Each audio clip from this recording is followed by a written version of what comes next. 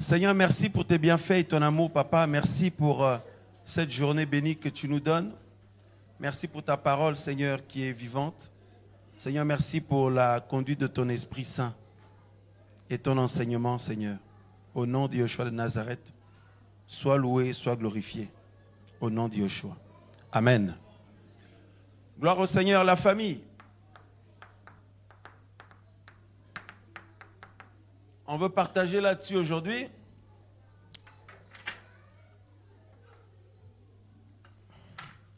Amen.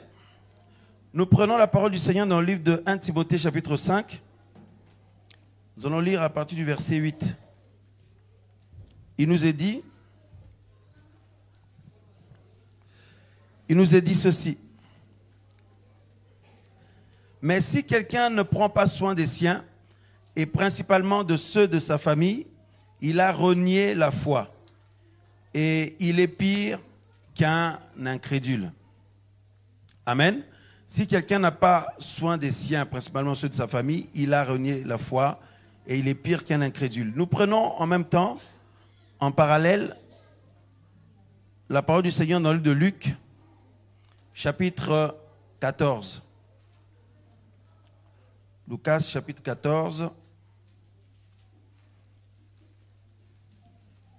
Nous allons lire à partir du verset 26. Bon, on peut lire un peu plus à partir du verset 25.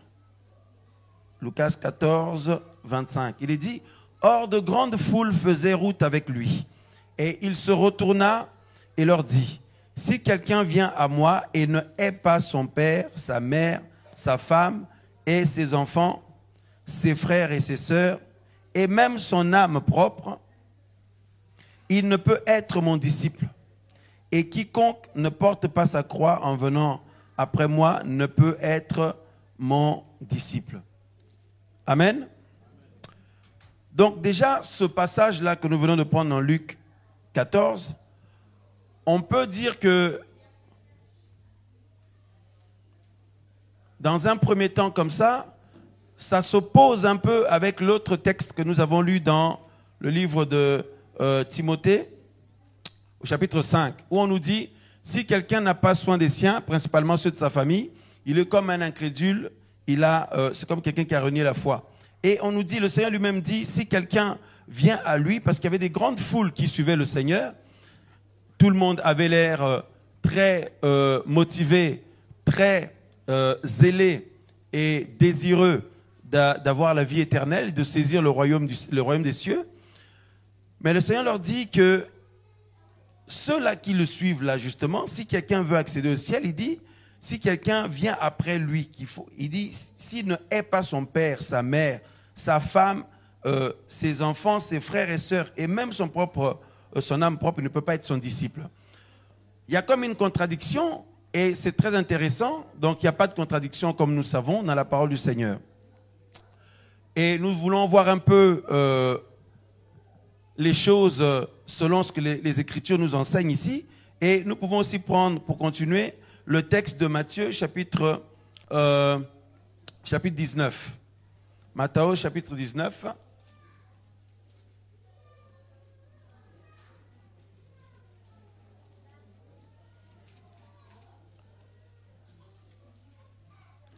Alléluia.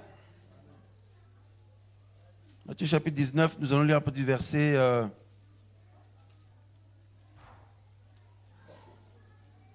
Voilà, le texte que nous avons lu lors de nos études bibliques, justement sur les peuples, tout ça.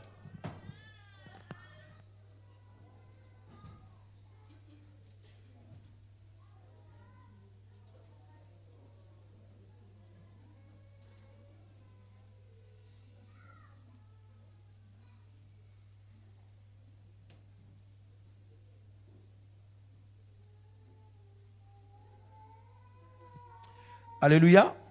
Donc nous lisons Matthieu chapitre 19, verset, voilà, le verset 29. Il nous est dit, « Et quiconque aura quitté ou maison, ou frère, ou sœur, ou maison, ou frère, ou sœur, ou père, ou mère, ou femme, ou enfant, ou chant à cause de mon nom, il en recevra 100 fois autant et héritera la vie éternelle.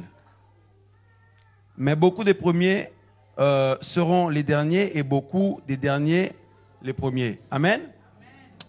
Alors, la famille, frères et sœurs, nous savons que le Seigneur est pour la famille, puisque à la base, c'est lui qui a créé l'être humain, parce que la Bible dit que dans le livre de Actes chapitre 26, que tout le monde, Acte 17, pardon, je peux le lire rapidement. Alors, ce sont des versets que nous avions pris aussi lors de notre étude biblique, que nous allons continuer prochainement. Mais là, nous avions à cœur de partager un enseignement là sur la famille. Donc, Acte 17, pardon, et pas Acte 26, c'est Acte 17. Le verset 26. Il est dit, il a fait habiter sur toute la face de la terre, toute nation d'humains, sortis d'un seul sang, ayant déterminé les temps définis d'avance et les bornes de leur habitation. Amen. Alors, à la base, nous savons que lorsqu'on parle de la famille, il y a la notion de l'homme quittera son père et sa mère, s'attachera à sa femme. Et les deux deviendront une seule chair. Donc, nous savons qu'au départ, il y a Adam, Ève, Adam, Chava, et les enfants qui vont venir ensuite. Chaque enfant va pouvoir aussi aller fonder une famille. Jusqu'à nous aujourd'hui, comme nous le savons, lorsque nous parlons de la famille, on ne peut pas parler de la famille sans parler du couple d'abord, ou du mariage. C'est à partir de là qu'une famille est fondée. Et nous savons qu'en ce temps de la fin, l'enfer attaque la famille ou les familles pour renverser la vérité ou pour renverser les fondements ou le fondement que le Créateur a mis en place. Or, dans la pensée du Créateur, il n'a pas créé les êtres humains pour qu'ils soient malheureux, pour que nous souffrions, que nous soyons malheureux, malheureuses. Le Seigneur a toujours voulu que nous soyons heureux et épanouis. Déjà de base, à cause de la chute, nous savons les douleurs et les maux que cela a emmené. En plus de la mort, les maladies, mais vous pourrez rajouter les problèmes, les incompréhensions, les inimitiés, la guerre, tous ces moments difficiles, les disputes, les querelles, l'opposition entre ceux-là qui sont censés s'aimer, déjà en se basant déjà d'un point de vue familial. Et nous savons que c'est l'ennemi qui est derrière ça. Parce que ce qu'il veut, c'est détruire la famille. Or, nous savons aussi que le Seigneur a suscité la vraie famille en Mashiach Yoshua, parce que dans 1 Corinthiens chapitre 12, que nous pouvons lire rapidement aussi, le verset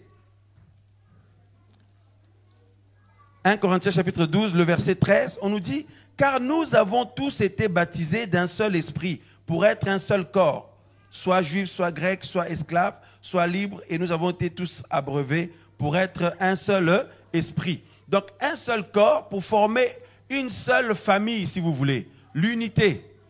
Or, nous savons que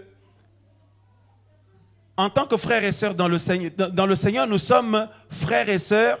Le Seigneur lui-même, il est notre Père. Alléluia. Donc, dès le départ, dès le début, le Seigneur va engendrer, c'est l'être humain, l'homme et la femme viennent de lui. Les deux. Et le Seigneur veut l'unité, parce qu'il n'y a pas plusieurs seigneurs. Dans Éphésiens 4, on nous dit il y a un seul Seigneur, un seul esprit, un seul corps, etc., etc. Il n'y a pas plusieurs seigneurs. Donc, on ne peut pas parler de la division au sein de la famille ou au sein d'un couple. Alléluia. Et le Seigneur a mis un fondement en place, car personne ne peut poser un autre fondement que celui qui a déjà été posé, savoir Yehoshua Mashiach. Si quelqu'un veut être épanoui, si quelqu'un veut réussir, si quelqu'un veut être heureux, il faut absolument qu'il puisse bâtir sur le fondement qui est Yehoshua Mashiach, le Seigneur lui-même, sa parole et sa personne.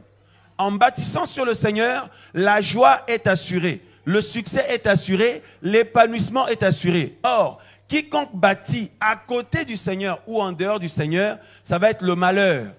Le malheur, la souffrance, la douleur, les difficultés. Alléluia.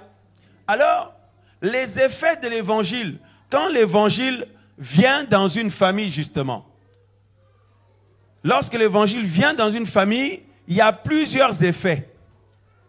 Alléluia. Il y a plusieurs effets. Selon les textes que nous avons lus au départ, la Bible nous dit que si quelqu'un n'a pas soin des siens, principalement ceux de sa famille, il est comme quelqu'un qui a renié la foi. Ensuite, nous avons lu d'autres textes qui nous disent, où le Seigneur dit que si quelqu'un vient après lui, il faut qu'il puisse haïr son père, sa mère, pas au sens de la haine, hein, mais en fait que sa famille passe au second plan, que le Seigneur soit en premier. Son père, sa mère, sa femme, son mari, ses enfants, même sa propre vie. Ses parents, tout ça là. Que le Seigneur passe d'abord en premier. Et puis le Seigneur dit, quiconque va le suivre, hein, quiconque aura quitté père, mère, enfant, parents, mari, femme, tout ça, quitté, c'est très fort. Or, nous savons que le Seigneur veut que nous soyons unis avec nos familles. Et de l'autre côté, on nous parle de quitter sa famille. Quitter sa famille, haïr sa famille, parce que nos parents, nos pères, nos mères, nos frères, nos sœurs, nos maris, nos femmes, nos enfants, même nous-mêmes, passent en second plan, que le Seigneur passe en premier. Et de l'autre côté, on nous dit, si on n'a pas soin de ceux de notre famille, c'est comme si on a renié la foi. C'est très intéressant. En fait, c'est ce qui se passe lorsque l'évangile vient dans une famille. La parole du Seigneur vient atterrir dans une famille. Alléluia. Donc, frères et sœurs, l'évangile vient ici. Hein? On va mettre l'évangile. Hop, l'évangile est annoncé ici. L'évangile entre dans la famille. Là, dans l'idéal, de manière, ce qui serait vraiment l'idéal, c'est que tout le monde soit touché ici. Mais ce n'est pas toujours le cas. Ça arrive parfois, il y en a qui sont touchés, d'autres pas. Alors, qu'est-ce qui se passe? Ben, celui qui est touché ou celle qui est touchée, il y a la notion de hors d'eux. Parce que l'église ou l'ecclésia, c'est l'appel hors d'eux. Sortez du milieu d'eux. Alléluia. Donc, celui qui est touché sort. Donc, il vient là.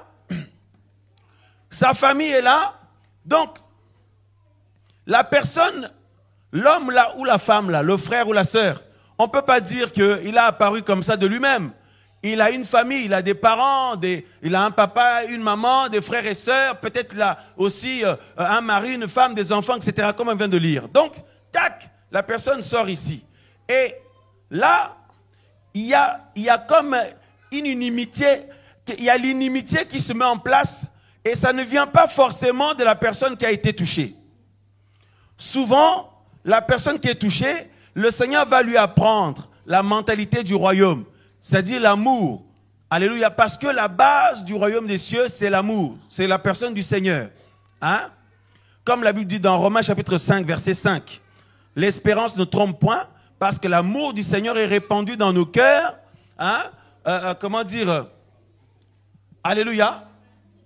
L'amour du Seigneur est répandu dans nos cœurs par le Saint-Esprit. Romains 5, 5. Donc, la personne qui est touchée sort là. L'amour du Seigneur l'anime. Il aime toujours sa famille. Et quel doit être son comportement? Il doit entretenir des relations de paix avec sa famille. Il ne doit pas les rejeter. Et cette personne va commencer à prier pour sa famille, mais sa famille qui n'est pas encore touchée va avoir de l'animosité à son égard. Voyez, va avoir de l'animosité, on va faire comme ça, à son égard, et la personne va commencer à souffrir, Donc quand l'évangile vient, ça crée la séparation et aussi ça déclenche des souffrances ou des combats. C'est pourquoi, lorsque nous avons lu dans Luc chapitre 14, la Bible dit des grandes foules faisaient route avec le Seigneur, mais il se retourne pour leur dire, si quelqu'un ne hait pas son père, sa mère, ses frères et sœurs, son parent, tout ça, même ses enfants, même son mari, sa femme, même sa propre vie, il ne peut être mon disciple. Et la suite, le Seigneur dit, quiconque le suit doit se charger chaque jour de sa croix. Parce que le Seigneur sait très bien que quiconque est touché lorsque l'évangile vient, ben il sort. Il sort de là et ça veut dire que la personne devient en proie aux attaques de l'ennemi, aux attaques des sorciers, des démons, tout ça là. Mais en même temps, sa famille qui a de l'animosité envers lui ou elle. Voyez? Et l'ennemi influence la famille de la personne là et la famille de la personne a de l'animosité envers lui. Ça devient compliqué. Et là, la personne qui a été touchée est appelée à ne pas abandonner, est appelée à ne pas lâcher. Parce que dans le plan du Seigneur, le Seigneur sort la personne pour finalement à nouveau aller sauver sa famille. Le Seigneur sort la personne parce que le Seigneur a un plan. D'abord, que la personne sorte de tout l'influence ou les coutumes, les traditions ou les péchés ou les alliances démoniaques peut-être, ou là où l'ennemi régnait par exemple dans une famille, le Seigneur sort la personne par l'évangile. Le Seigneur le sort et le plan du Seigneur c'est de travailler son enfant, son fils, sa fille et pour par la suite venir sauver sa famille. Or, souvent nous voulons que ça se passe tout de suite. Nous voulons voir tout de suite notre famille touchée tout de suite. On prie pour ça, on jeûne pour ça, on implore au Seigneur pour cela, mais parfois le Seigneur agit tout de suite. Là, frères et sœurs, parce que la personne qui est là, ben, il prie, le Seigneur le conduit à grandir dans les choses du Seigneur, l'intercède pour ceux qu'il aime. Voyez? Et la conséquence de cette prière-là, ben, il y a certaines personnes de la famille qui commencent aussi à sortir.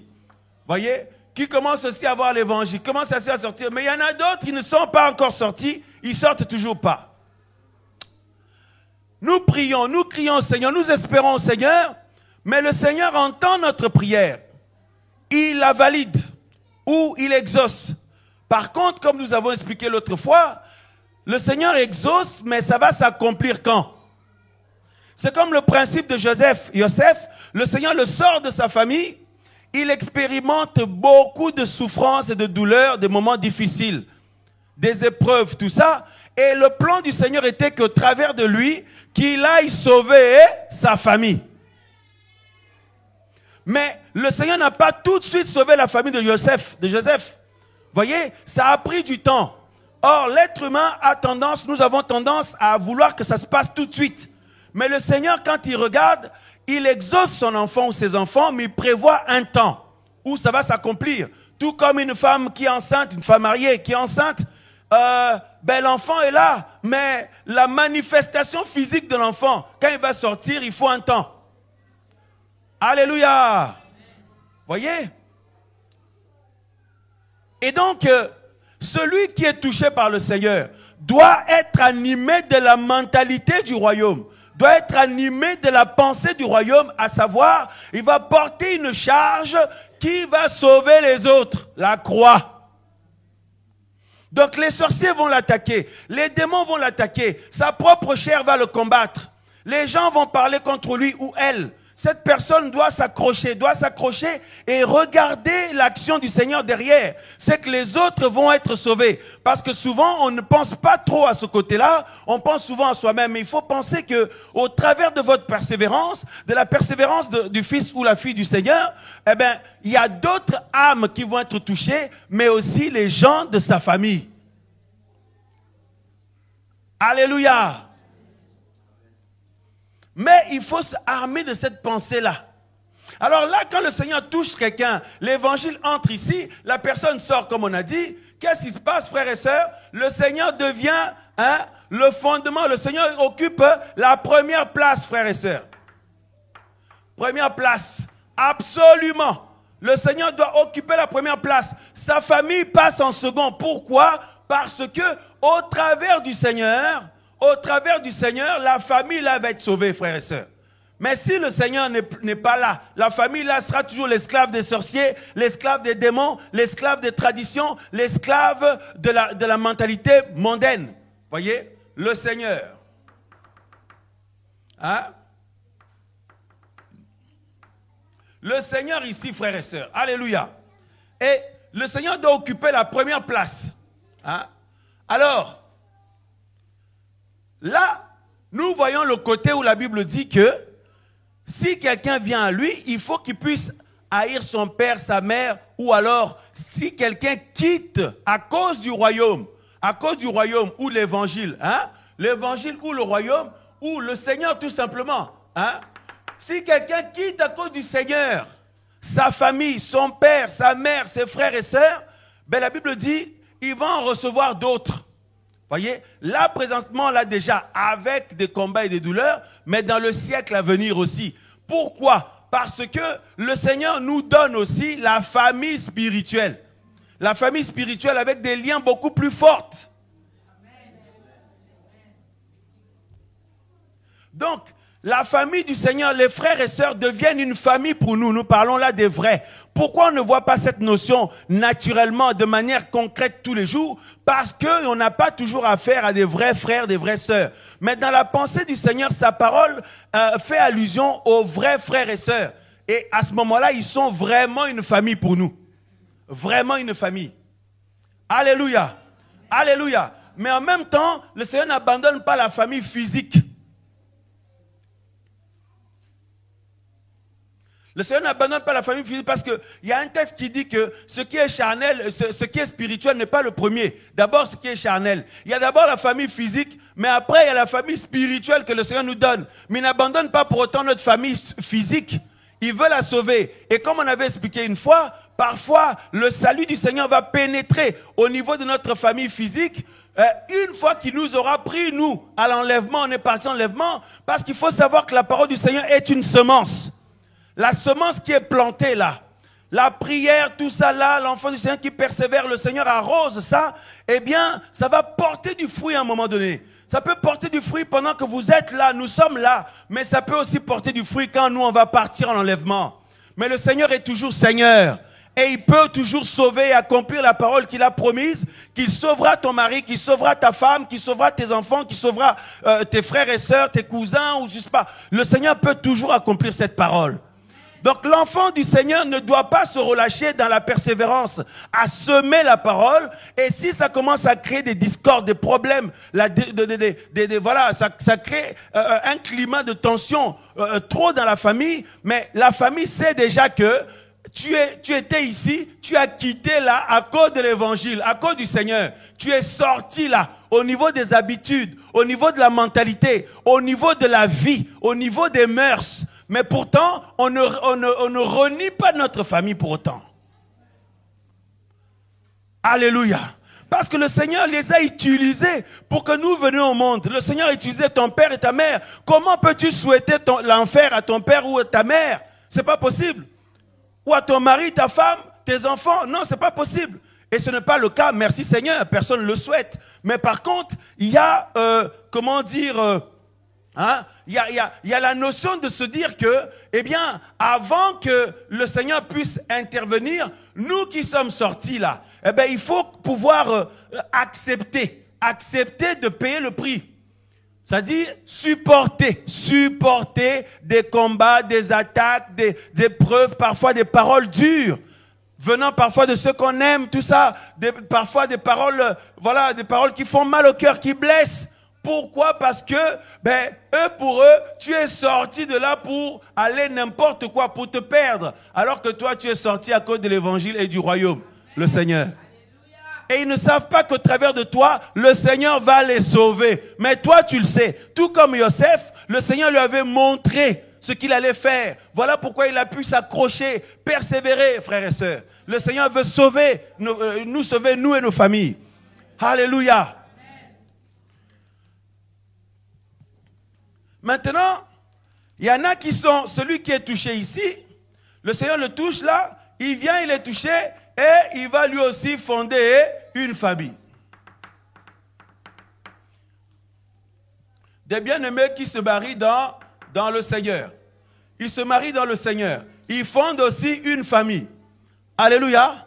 Alors là, il est conseillé de prendre un frère ou une sœur, en tout cas un mari ou une femme, dans le Seigneur. Pourquoi? Parce que la notion de l'adversité venant ici des démons, le diable, tout ça là, et les sorciers, tout ça, continue toujours. Donc ils vont combattre la personne qui vient fonder la famille. Cette famille-là va être aussi attaquée. Alléluia. Va être attaquée ici. Et si la personne a pour fondement le Seigneur, alors la sœur, le frère vont pouvoir surmonter des tempêtes, vont pouvoir surmonter des moments difficiles, vont pouvoir surmonter même des épreuves, vont pouvoir surmonter même parfois des incompréhensions. Mais si ce n'est pas le cas, ça va être difficile. Ça va être difficile pour les deux ou difficile pour celui ou celle qui prie. Parce que parfois, eh bien, lorsque quelqu'un sort comme ça, il y en a, il est touché, mais il se marie ou il était déjà avec quelqu'un d'autre, mais qui ne prie pas forcément. Qui ne prie pas forcément. Et il y a une famille qui est fondée là aussi. Mais là, il y a une personne qui prie, pas l'autre. On fait comment? Il faut savoir aussi accepter, il faut savoir apprendre à accepter notre condition. Le truc, c'est que les chrétiens cherchent toujours l'idéal. L'idéal. Mais oui, mais l'idéal n'est pas toujours là. Parce que parfois ici, la famille qui est fondée, ce qui est conseillé, la personne qui était touchée, qui est sortie là par l'évangile, va se marier selon le Seigneur. Selon le Seigneur.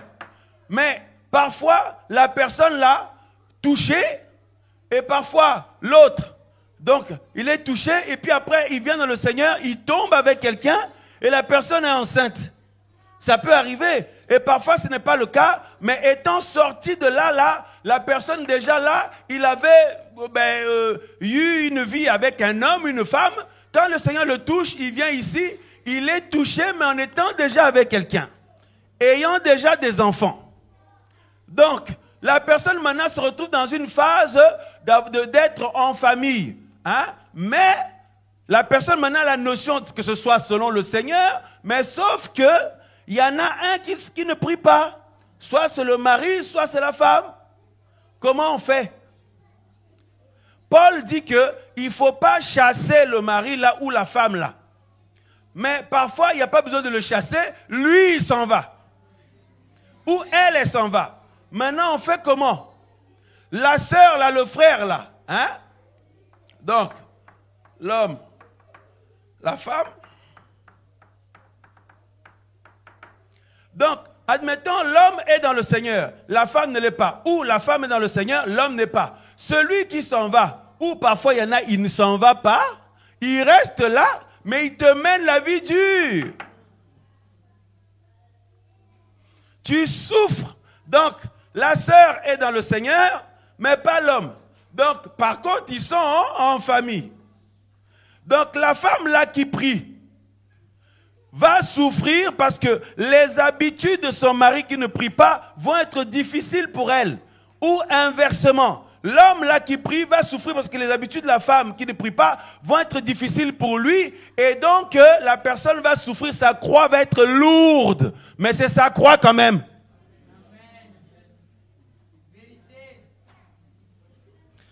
Mais qu'est-ce qui se passe? Les frères et sœurs en général viennent demander la prière parce qu'ils veulent qu'on leur enlève la croix là. Priez pour moi mes bien-aimés, tout ça là, pour que le Seigneur enlève la croix. Non, mais c'est ta croix. Parce que qui t'a emmené dans cette situation? Quand tu as été avec l'homme là, après tu es sorti, comment tu vas faire? Les enfants sont là. Est-ce que tu vas les renier? Non. Est-ce que tu vas les rejeter? Non. Amen ou pas amen? Mais qui t'a dit d'aller faire ça? Est-ce que c'est le Seigneur? Non. Parce que le Seigneur aurait bien voulu que tu fasses ça propre. Tu sors là, tu es touché, tu te maries avec un homme qui est dans le Seigneur ou une femme qui est dans le Seigneur. Comme ça, vous allez vous fortifier ensemble, vous soutenir ensemble. Il y en a qui se retrouvent dans la situation où l'homme est dans le Seigneur, la femme est dans le Seigneur. Mais il y en a d'autres, l'un des deux n'y est pas. Et puis il y en a d'autres, l'un des deux est parti. Ou n'est pas avec lui. Mais il est parti, mais la femme qui reste là. Ou le frère, l'homme qui reste là. Nous maintenant, la famille du Seigneur, on vient maintenant, parce que la personne vient demander de l'aide. Vient demander de l'aide. On fait comment maintenant? Parce que le problème aussi, nous, on ne connaît pas le contexte. Parce que quand les sœurs et les frères viennent nous présenter leur situation, ils nous parlent de leur situation, c'est-à-dire la douleur là. Mais cette douleur, cette situation difficile est le résultat de quelque chose. Mais en général, ils ne nous parlent pas des tenants, des aboutissants pour comment on en est arrivé là. Et nous, enfants du Seigneur, toi mon frère, moi, nous tous, ma sœur, animés de l'amour du Seigneur, on veut aider. Parce que nous aimons aider, parce que le Seigneur nous a touchés. Mais seulement notre désir d'aider là, c'est bien. Mais est-ce que c'est totalement dans la volonté du Seigneur? Et comment on aide là? Comment? Quelle est notre aide en question? Oui, donc moi je vais vous aider pour qu'avec ton mari vous reveniez ensemble et tout. C'est une bonne motivation. Mais est-ce que c'est nous qui avons la puissance de convaincre les cœurs? Il y a une écriture qui dit que le Saint-Esprit, lorsqu'il allait venir, il allait convaincre les cœurs. C'est le Saint-Esprit qui convainc. C'est ce qui fait que certains frères et sœurs, animés par l'amour du Seigneur, veulent aider le frère là ou la sœur là, mais au bout d'un moment, ils s'épuisent. Ou alors, il n'y a pas de résultat, eux aussi commencent à douter. Et la sœur là, parfois ses problèmes, ses soucis sont tellement irrésolvables.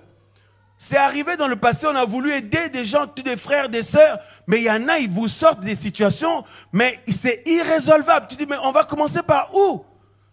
Là déjà, nous sommes dans l'erreur. Comment nous, on peut résoudre des situations, des problèmes? Ce n'est pas notre rôle.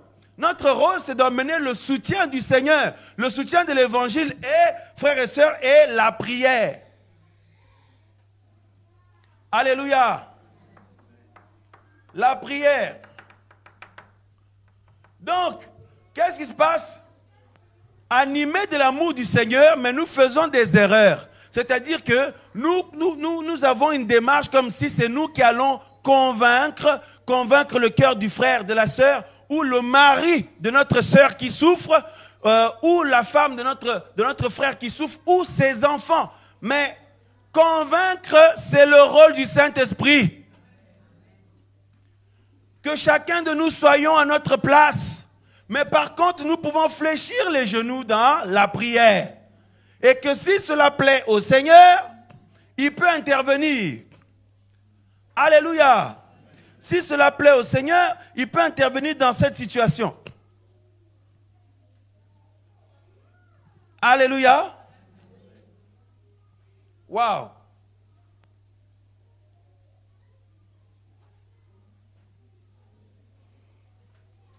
Du coup, entre les frères et sœurs qui sont de la famille du Seigneur, qui sont pleins d'amour pour aider leurs sœurs, leurs frères, comme nous aimons le faire, hein? Mais en même temps, frères et sœurs, le Seigneur lui-même, c'est lui qui est le maître. Et il a donné son évangile pour sauver les gens. Maintenant, si l'évangile là ne rentre pas dans l'homme là ou la femme là, qu'est-ce que nous pouvons faire? Par contre, nous pouvons continuer dans la prière parce que le Seigneur exauce toujours la prière de ses enfants.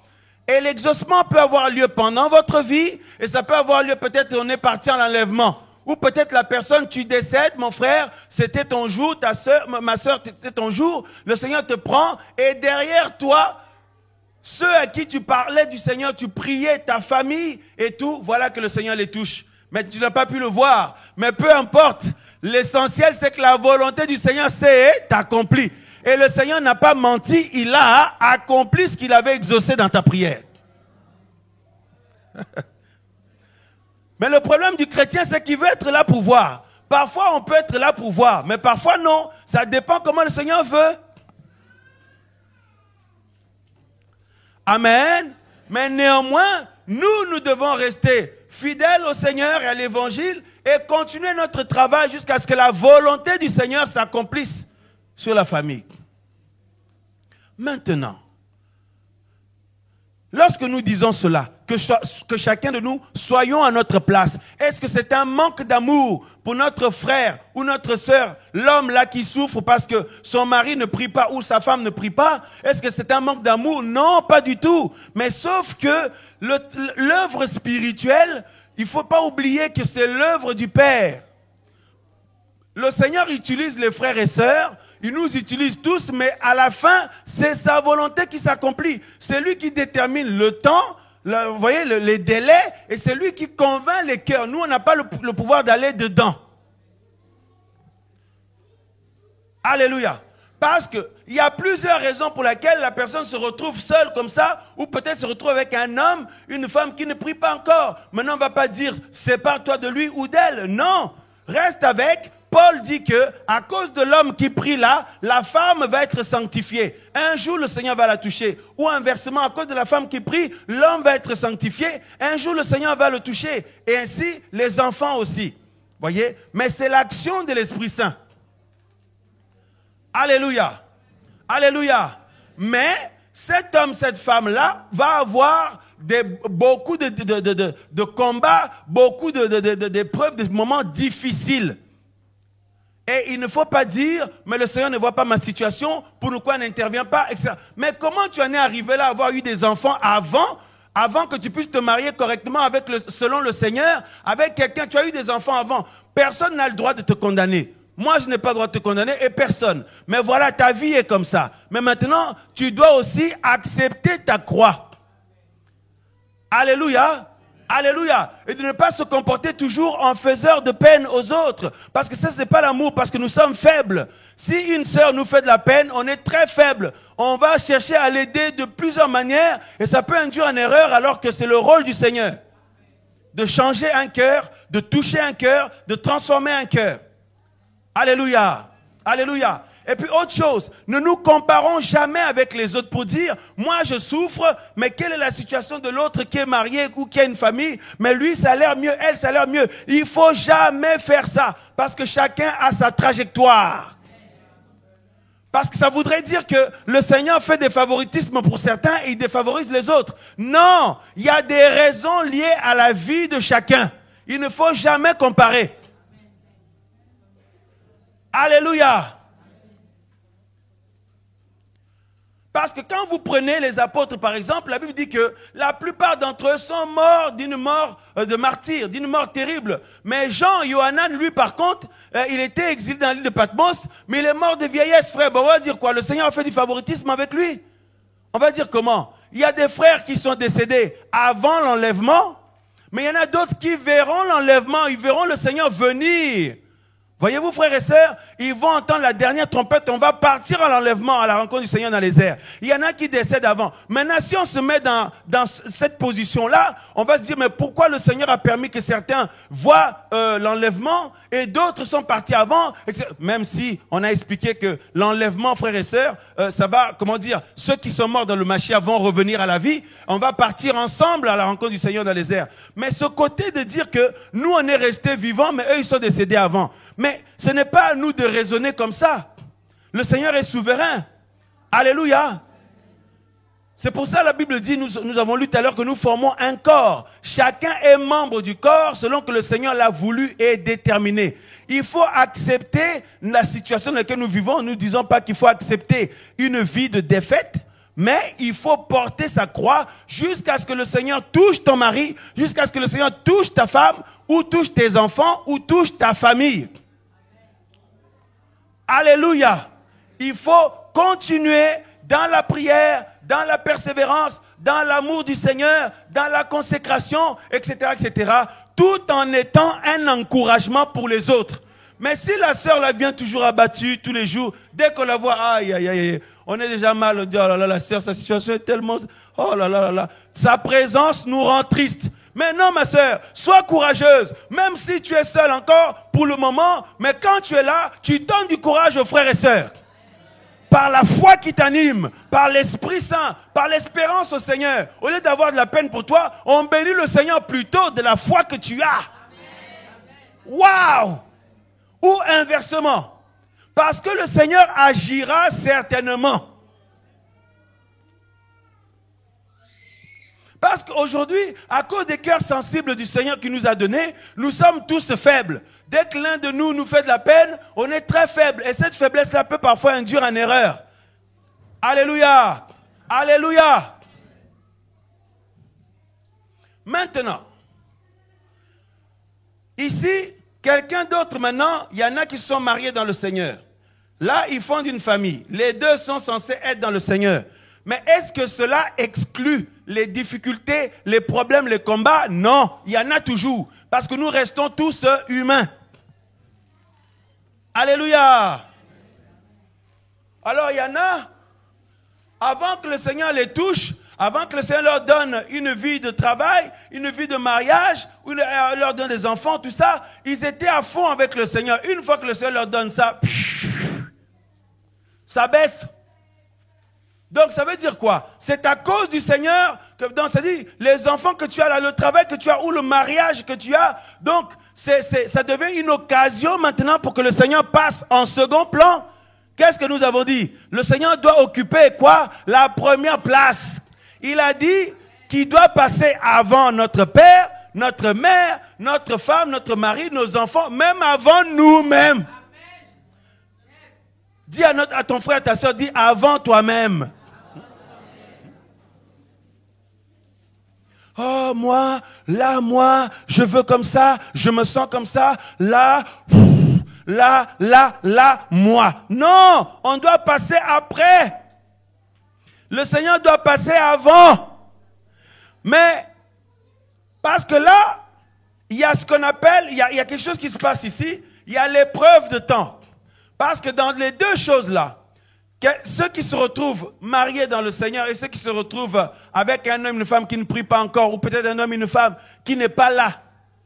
Nous ne pouvons pas dire, vas-y mon frère, va te remarier avec qui tu veux. Vas-y ma soeur, va te remarier. Parce que si ton mari là, ou l'homme avec qui tu as eu tes enfants, revient un jour, c'est toujours possible de dire, ma femme, je regrette tout, je t'aime, je reviens avec toi. Maintenant, si nous on avait dit entre-temps, va avec quelqu'un d'autre. Vous voyez que nous avons contrarié le plan du Seigneur. Amen ou pas amen? Non, non, c'est très délicat, c'est très délicat. C'est le Seigneur qui a les plans, c'est pas nous. Maintenant, chaque sœur, chaque frère peut prendre une décision pour sa vie. Vaut mieux que toi-même tu la prennes, ça te regarde toi et le Seigneur. Mais que ça ne vienne pas de tel frère, de telle sœur, ni de moi, parce que là, si le Seigneur vient nous demander des comptes, on va faire comment? Alléluia. Donc soyons une source d'encouragement mutuel. Hein? Donc n'induisons pas les autres en erreur par une situation toujours abattue, parce qu'ils vont vouloir faire des erreurs. Dire, j'ai reçu un songe où je te voyais, tu te remariais avec quelqu'un d'autre, pas avec ton mari ou le père de tes enfants. J'ai reçu un songe que le Seigneur l'a tué et toi tu te remaries. Oh! Vu que la mort de quelqu'un va te donner l'opportunité de te remarier, tout ça c'est les pièges parce qu'on a eu de la peine. Parce que les songes, le Seigneur parle, oui, mais la chair aussi parle, hein? L'ennemi aussi. Parce que si tu as trop mal au cœur pour une situation, tu vas avoir des songes positifs ou négatifs par rapport à cette situation. Donc c'est là où nous demandons à nos frères, nos sœurs qui ont une croix qui pèse, mais c'est votre croix. Louez le Seigneur avec cette croix-là. Parce que moi aussi j'en ai une. Tu connais pas le kilo, le poids, donc chacun porte sa croix. Alléluia. Et le Seigneur est glorifié. Hein? Parce que la famille est attaquée par les démons, par le diable, par les sorciers. La famille est attaquée parce que il faut regarder la plupart des affaiblissements des enfants du Seigneur. Ça vient souvent de la famille. Parce que c'est un domaine où nous sommes très sensibles. Soit c'est l'homme que tu as aimé, ma sœur, ou l'homme que tu aimes, ou la femme que tu aimes, ou la femme que tu as aimée, ou ton père et ta mère. Ce sont des gens qui nous sont très précieux. Ou tes frères et sœurs. Donc ça dit, nous sommes très très faibles de ce côté-là. Parce que c'est le relationnel qui nous tient le plus à cœur. Or, ça veut dire qu'on est prompt à plus d'erreurs aussi. Et à plus de faiblesse ou de vulnérabilité. Voyez, c'est pour ça que le Seigneur veut qu'on puisse comprendre ce côté-là. Ne jamais nous plaindre de notre sort. Ne jamais nous plaindre de notre sort parce que Quoi qu'il en soit, quelle que soit ta situation, que nous soyons dans le Seigneur, on ne soit mariés dans le Seigneur, des enfants du Seigneur ou pas, le Seigneur nous a touchés quand même. C'est déjà une grâce. Bénissons le Seigneur pour ça. Et là, tu peux devenir comme Yosef, une source de bénédiction pour ton mari ou ta femme ou l'homme là ou la femme là ou les enfants. C'est déjà une bénédiction, une grâce. Alléluia. Très, très, très important. Parce que même ça, que si on dit question-réponse par rapport au mariage, vous avez des gens qui vont venir avec des questions coriaces par rapport à leur situation et on peut s'empresser de répondre, on ne connaît pas le contexte. Frères, sœurs, les histoires de couple là, si tu écoutes un, tu as l'impression que l'autre c'est le diable. Mais quand tu as parlé avec l'autre, tu dis mais finalement, le diable a changé de côté. Donc c'est très délicat. Il n'y a que le Seigneur qui est mieux placé pour gérer ça. Nous, notre rôle, c'est de soutenir. Dans la prière, dans l'encouragement, dans l'évangile, le fondement. Alléluia!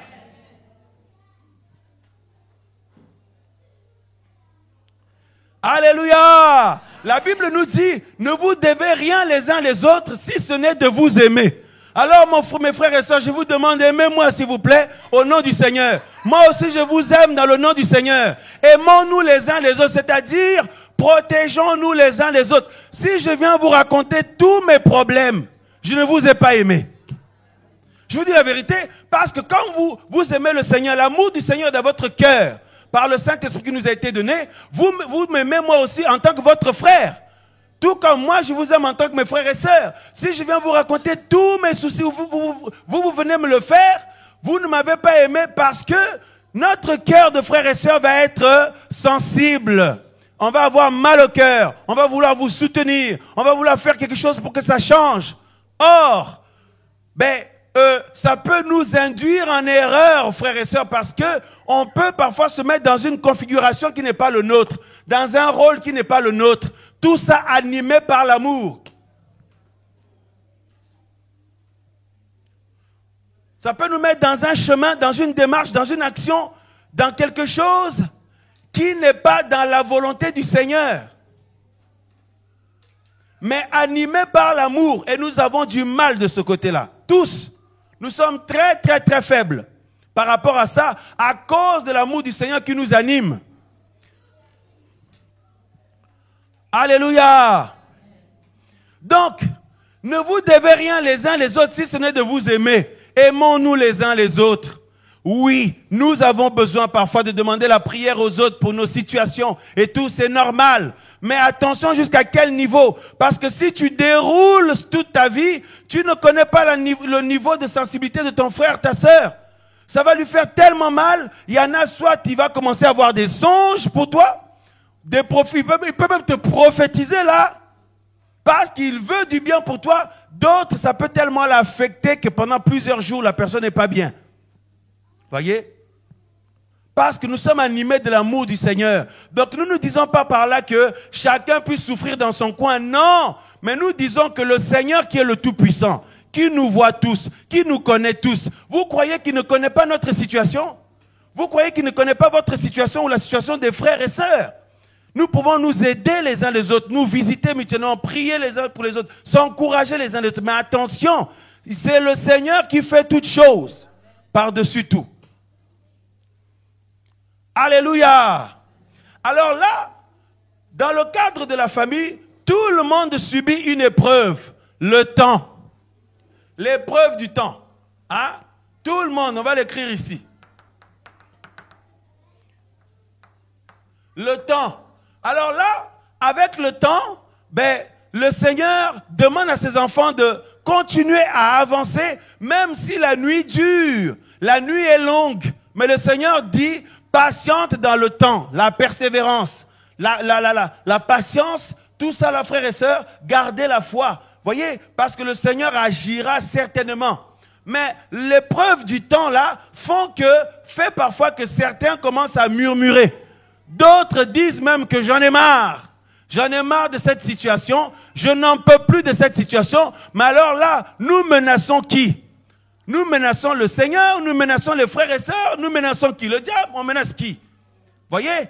Alors, il y en a aussi, ils se sont mariés dans le Seigneur, les deux, tout ça là, mais ils vont subir pareil, l'épreuve de temps. Avec le temps, le caractère de ton mari va se manifester. Le caractère de ta femme va se manifester. Tu vas te rendre compte, comme je discutais avec notre frère, et il a dit une phrase qui m'a touché. Il dit au départ, on marie notre femme, on est tellement heureux d'alléluia, j'ai marié, merci Seigneur, ou on marie notre époux, on est tellement heureux. Mais quelques années après dans le mariage, tu te rends compte que tu as marié un être humain. Quand le frère a dit ça, ça m'a beaucoup touché. Tu as marié un être humain avec ses défauts, avec ses lacunes, avec des petites choses qui sont désagréables pour toi, il y a plein de choses que tu n'aimes pas, que tu supportes pas, mais tu te rends compte qu'il y en a chez elle aussi, il y en a chez lui. Tu te rends compte que tu t'es marié tout simplement avec un être humain. Alors là, oh non, je suis amoureux, je suis amoureuse. Ah bon, pendant combien de temps? J'étais amoureux quand je l'ai marié. J'étais amoureuse. Oui, ben c'est normal parce que tu t'es pas mis avec pour rien. Maintenant, quelque temps après, l'épreuve de temps. Nous parlons de la famille, hein. L'épreuve de temps. Tu te rends compte que plein de petites choses désagréables dans sa manière d'être. Je ne vais pas citer les choses parce qu'il y en a qui peuvent être un peu gênantes, mais plein de petites choses désagréables chez ton mari, chez ta femme, en dehors même du caractère, mais son humanité. Plein de choses désagréables dans son humanité en tant qu'humain.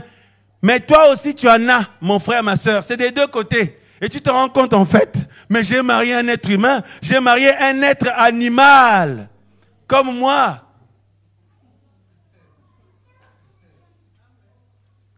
Et là, maintenant, intervient quoi? Intervient 1 Corinthiens 13.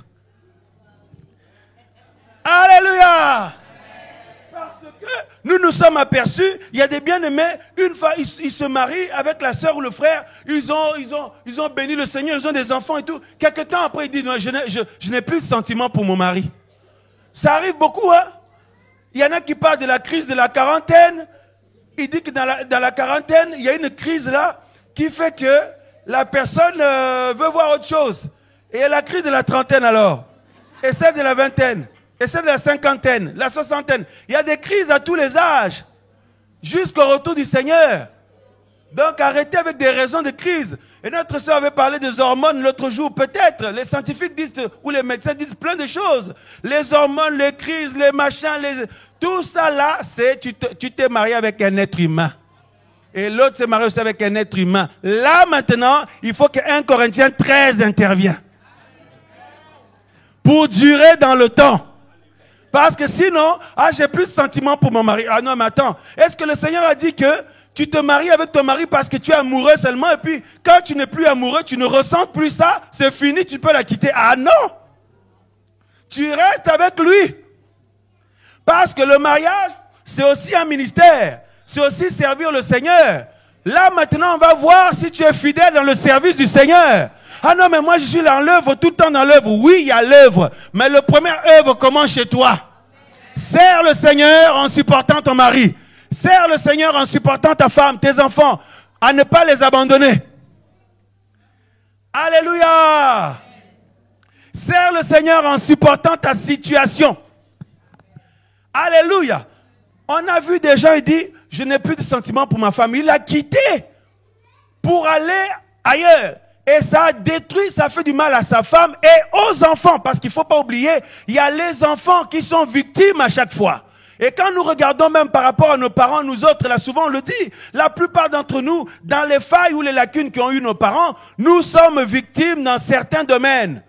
Mais oui, frères et sœurs, mais pourquoi continuer à propager ça? Il faut que ça change à un moment donné. Et avec la présence du Seigneur, ça peut changer, frères et sœurs. Pour que nos enfants ne soient pas à leur tour des victimes qui vont engendrer des victimes ou des déséquilibrés qui vont engendrer d'autres déséquilibrés. Et ça dure dans le temps. Et on peut vivre aussi un miracle. Le Seigneur peut nous faire vivre le miracle céleste. Alléluia! Parce que si vous regardez bien, nos papas et nos mamans ont été aussi victimes de certaines choses, venant de leur famille aussi. Et puis nous aussi, Si on regarde bien, on a eu des blessures, des choses terribles qu'on a vécues là.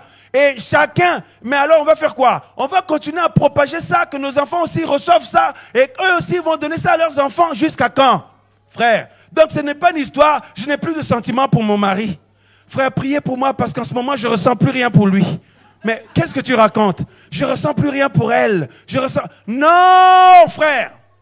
Là, on est à côté de la plaque. Mais il faut absolument comprendre que la suite du mariage ou la suite de fonder, de demeurer, avoir une famille, pour persévérer avec sa famille, pour que tout le monde soit sauvé, il faut 1 Corinthiens 13. Il faut 1 Corinthiens 13, frères et sœurs. Qui nous dit quoi? Regardez. Alléluia. 1 Corinthiens 13 à partir du verset 4. Donc d'abord, il dit, l'amour est... J'en ai marre.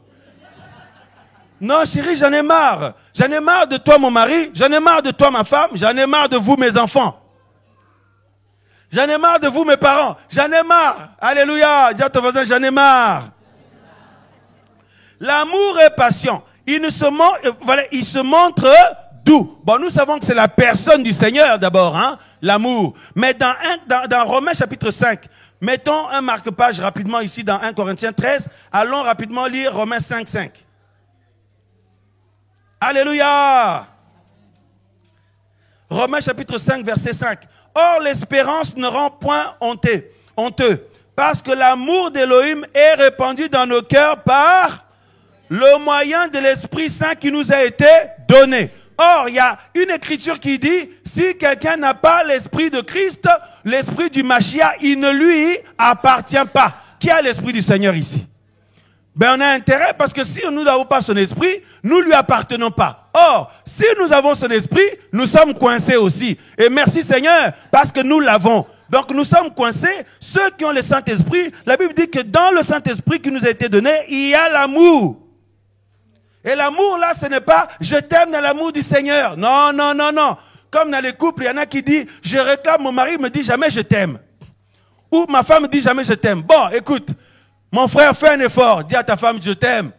Ou ma soeur fait un effort, dis à ton mari je t'aime. Bon, si tu lui dis, frère, maintenant, est-ce que, c'est comme dans le Seigneur, des bien-aimés qui se plaignent, qui disent, ben les bien-aimés ne disent jamais, il n'y a pas l'amour dans cette assemblée, il n'y a pas l'amour parmi ses frères et sœurs, parce que je n'ai jamais entendu un frère et une sœur me dire, je t'aime dans l'amour du Seigneur. Ils m'ont jamais dit ça un jour. Donc il n'y a pas l'amour parmi ces frères et sœurs là. Bien-aimés, est-ce que vous croyez vraiment que l'amour en soi, ça consiste à dire régulièrement, je t'aime, hein, je t'aime, hein, je t'aime, hein. La Bible dit, celui qui a la foi. Hein, Jacques montre l'exemple à ceux qui disent, à la différence, il y en a qui disent que ils ont la foi, mais ils ne s'occupent pas des autres. Leur foi là ne les pousse pas à s'occuper des autres, à les aimer non plus. Mais il y en a qui ne disent rien, mais ils ont leur foi se manifeste en action. Et le Seigneur dit que nous devons aimer en action et avec vérité. Mais quelqu'un qui te dit tous les jours, tu sais, je t'aime, hein, je t'aime, hein, je t'aime de l'amour du Seigneur. Et puis l'autre à la maison, je t'aime, hein, je vous aime, je vous aime. Même les enfants, est-ce que tous les jours, je vous aime, je vous aime, je vous aime. Mais les enfants ont besoin de voir cet amour par le comportement d'un père. Un père qui a vraiment l'amour, ça se voit. Il n'a pas besoin de répéter tous les matins à ses enfants. Bonjour mes enfants, aujourd'hui nous sommes jeudi, je vous aime. Demain, aujourd'hui nous sommes vendredi, je vous aime. Hein. Et au milieu de matin, je vous aime. Hein. Et puis, l'autre, il a ah, j'ai pas pu te dire ce matin, je t'aime. Donc je t'envoie un message, je t'aime. Hein. Donc, je t'aime, je t'aime, je t'aime. Frère, nous avons besoin de voir l'amour là par une vie concrète. Tout comme notre Seigneur. Alléluia. Le Seigneur nous aime. Oui, c'est bien de dire à l'autre, je t'aime ou je t'aime dans l'amour du Seigneur, je t'aime. Mais il faut que ce soit animé par une vie bien concrète. L'autre dit, moi je vais te montrer la foi. Jacques dit, je vais te montrer la foi par mes actions.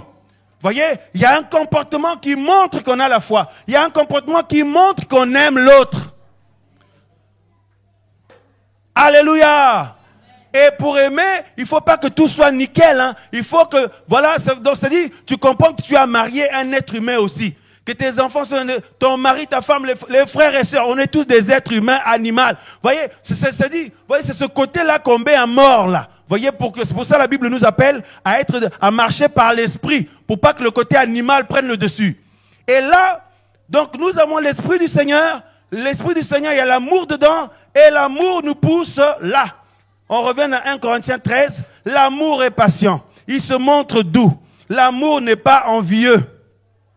L'amour ne se vante pas. Il ne s'enfle pas d'orgueil. Il ne fait rien de malséant. Il ne cherche pas son propre intérêt. Tu es avec l'autre ou les autres, mais toi c'est moi. Aujourd'hui, vous vous souvenez l'autre fois, nous avons parlé il y avait une réunion ici, on avait parlé du fait de se plaindre tout le temps. On avait dit parfois ça peut stresser l'autre. Si tous les jours tu dis j'ai mal au ventre, mais l'autre va être stressé à côté. Ton mari ou ta femme ou tes enfants. Voyez, même si c'est une vérité. Je ne dis pas que c'est faux, non. Mais en fait, chaque être humain, nous tous, il y a toujours un petit quelque chose tous les jours. Mais si tu passes ton temps à le dire toujours, j'ai mal là j'ai mal au cou, j'ai mal au ventre, là j'ai mal au coude, là je me sens pas bien, je vais pas aller là-bas, je vais pas faire ça parce que j'ai mal.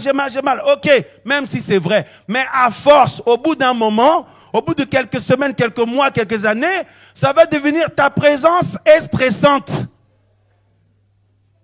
Ta présence est stressante, ma sœur. Ta présence est stressante, mon frère. D'abord pour celui qui vit avec toi et ceux qui vivent avec toi. Et ça devient difficile pour la vie communautaire. Or, les enfants du Seigneur, nous formons la famille spirituelle. Nous avons une vie de communion spirituelle, de communion fraternelle, donc une vie communautaire. Donc cette vie-là va devenir difficile à cause de ceux qui ont toujours un comportement tourné vers eux, à se plaindre tout le temps. En fait, c'est une manière de combattre la vie communautaire que le Seigneur nous a donnée. Il y en a qui peuvent combattre en disant des choses, il y en a qui disent rien. Mais par leur comportement, leur présence est stressante. Mais l'autre qui n'a pas parlé, est-ce que tu sais si lui aussi il a mal ou pas? Mais on est tous des êtres humains. Amen ou pas amen? Amen ou pas amen? Ah, il n'y a pas beaucoup d'amen, hein? Ben, veuillez m'excuser de rappeler la parole du Seigneur. Amen. Alléluia. L'amour ne cherche pas son propre intérêt. L'amour ne s'irrite pas. Oh, ça m'irrite. Que le Seigneur nous aide tous, même moi. Mais oui, frère. Hein?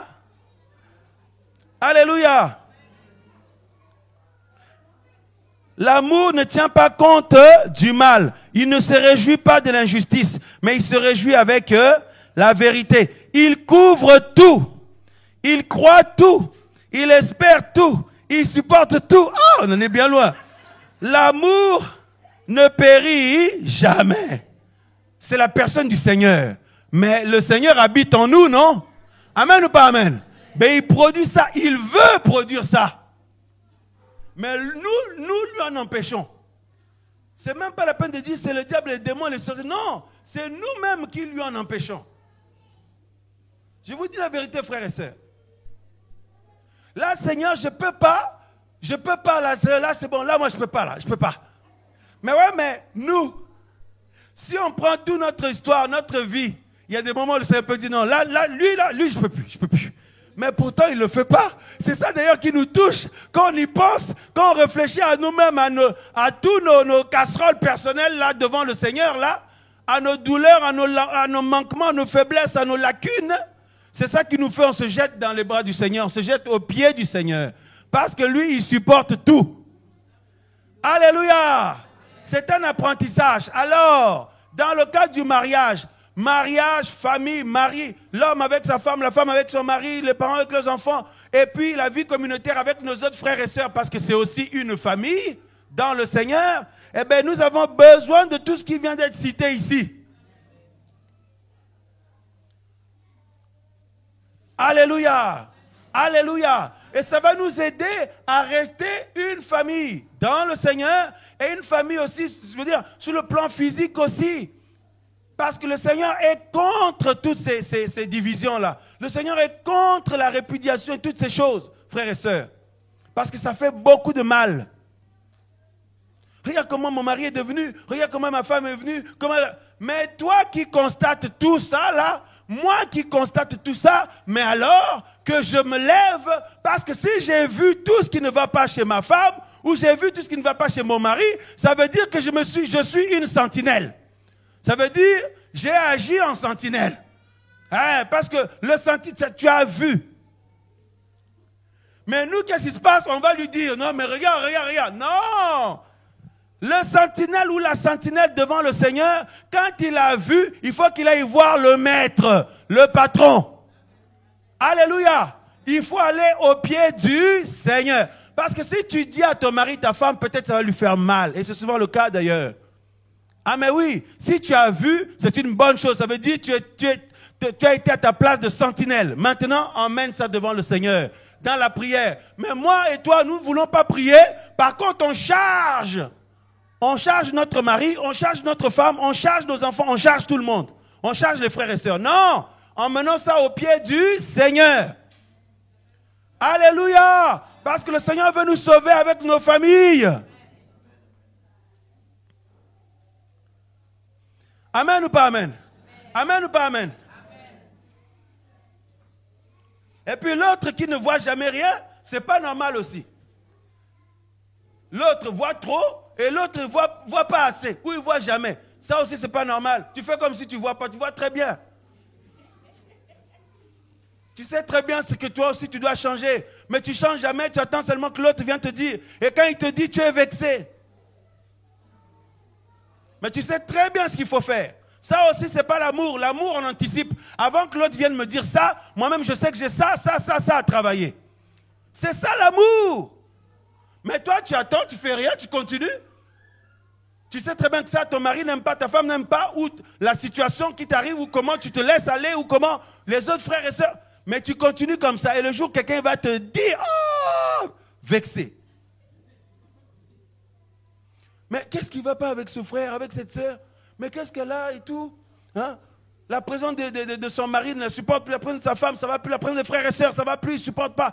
Mais en fait, il y a quelque chose, il a été blessé, elle a été blessée. Mais pourquoi tu as entendu ça arrive là? C'est pas normal ça? Alléluia! L'épreuve de temps au sein d'une famille, au sein d'un couple, frères et sœurs, le temps, avec le temps, on voit plein de choses. Et avec le temps, on expérimente aussi plein de choses. Et le véritable amour, selon le Seigneur, c'est, au bout du compte, surmonter tout ça.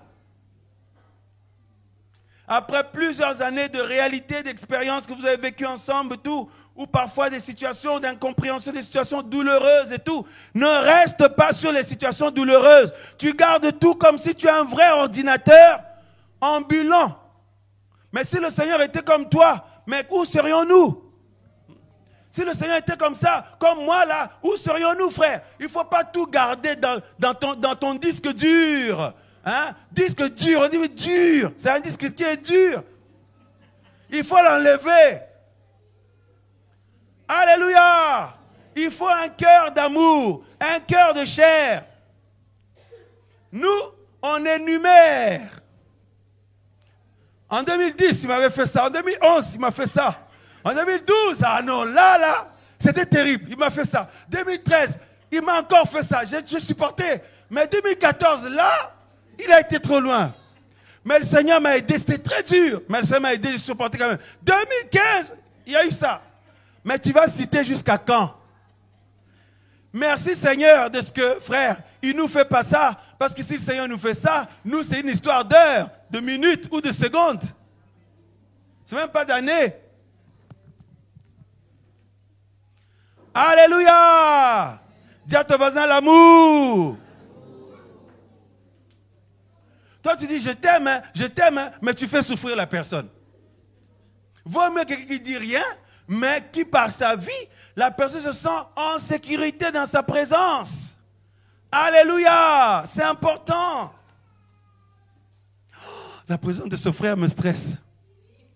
La présence de cette sœur me stresse. Bien-aimé, la famille. Parce que la famille subit les assauts du diable, des démons, des sorciers, tout le temps. Et des gens que les démons possèdent. Et les sorciers, vous voyez, et ils utilisent ces gens-là. La famille subit tous ces assauts-là. L'objectif, c'est de détruire.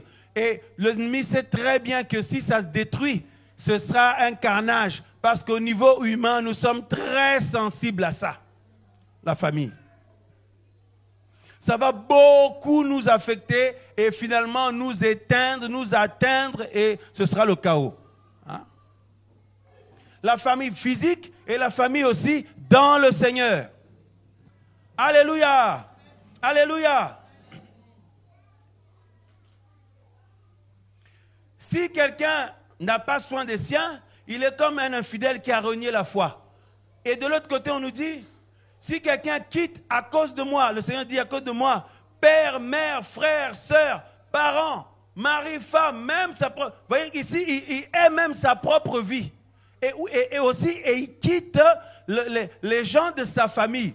Voyez, donc il ne faut pas comprendre que le Seigneur veut la guerre contre nos familles, non. Mais le Seigneur veut que nous puissions lui donner la première place. Il parle de nos frères, sœurs, nos pères, nos mères, nos maris, nos femmes, nos enfants. Et il parle même de nous-mêmes. Donc que rien ne puisse t'affaiblir ou te ralentir ou t'arrêter dans la vie du Seigneur, ma sœur. Que rien de tout ça.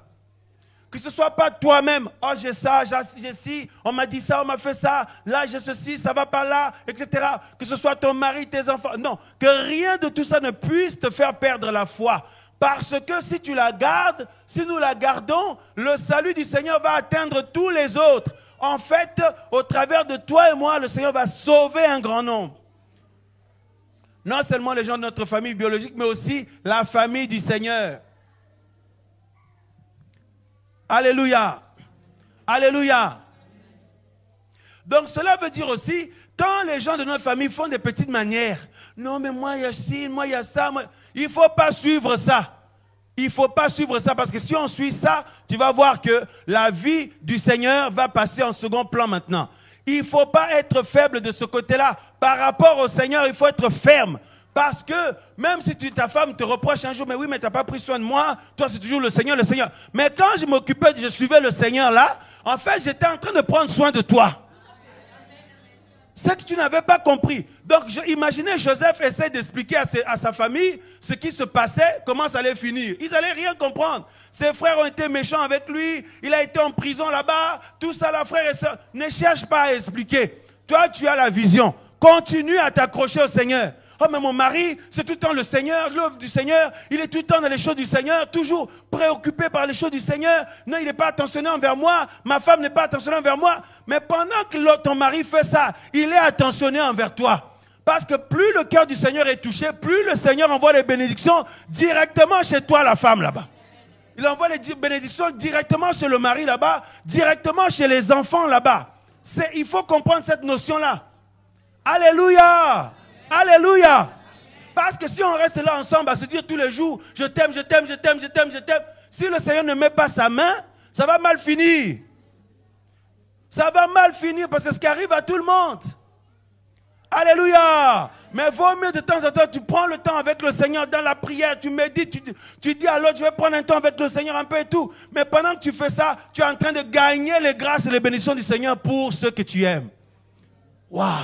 Maintenant, nous qui sommes touchés, il faut comprendre ça. Il ne faut pas combattre l'autre que le Seigneur est en train de pousser dans une dimension spirituelle un peu plus élevée. Il ne faut pas le combattre. Il faut le soutenir parce que la grâce sera aussi ton partage à toi, mon partage à moi. C'est très important.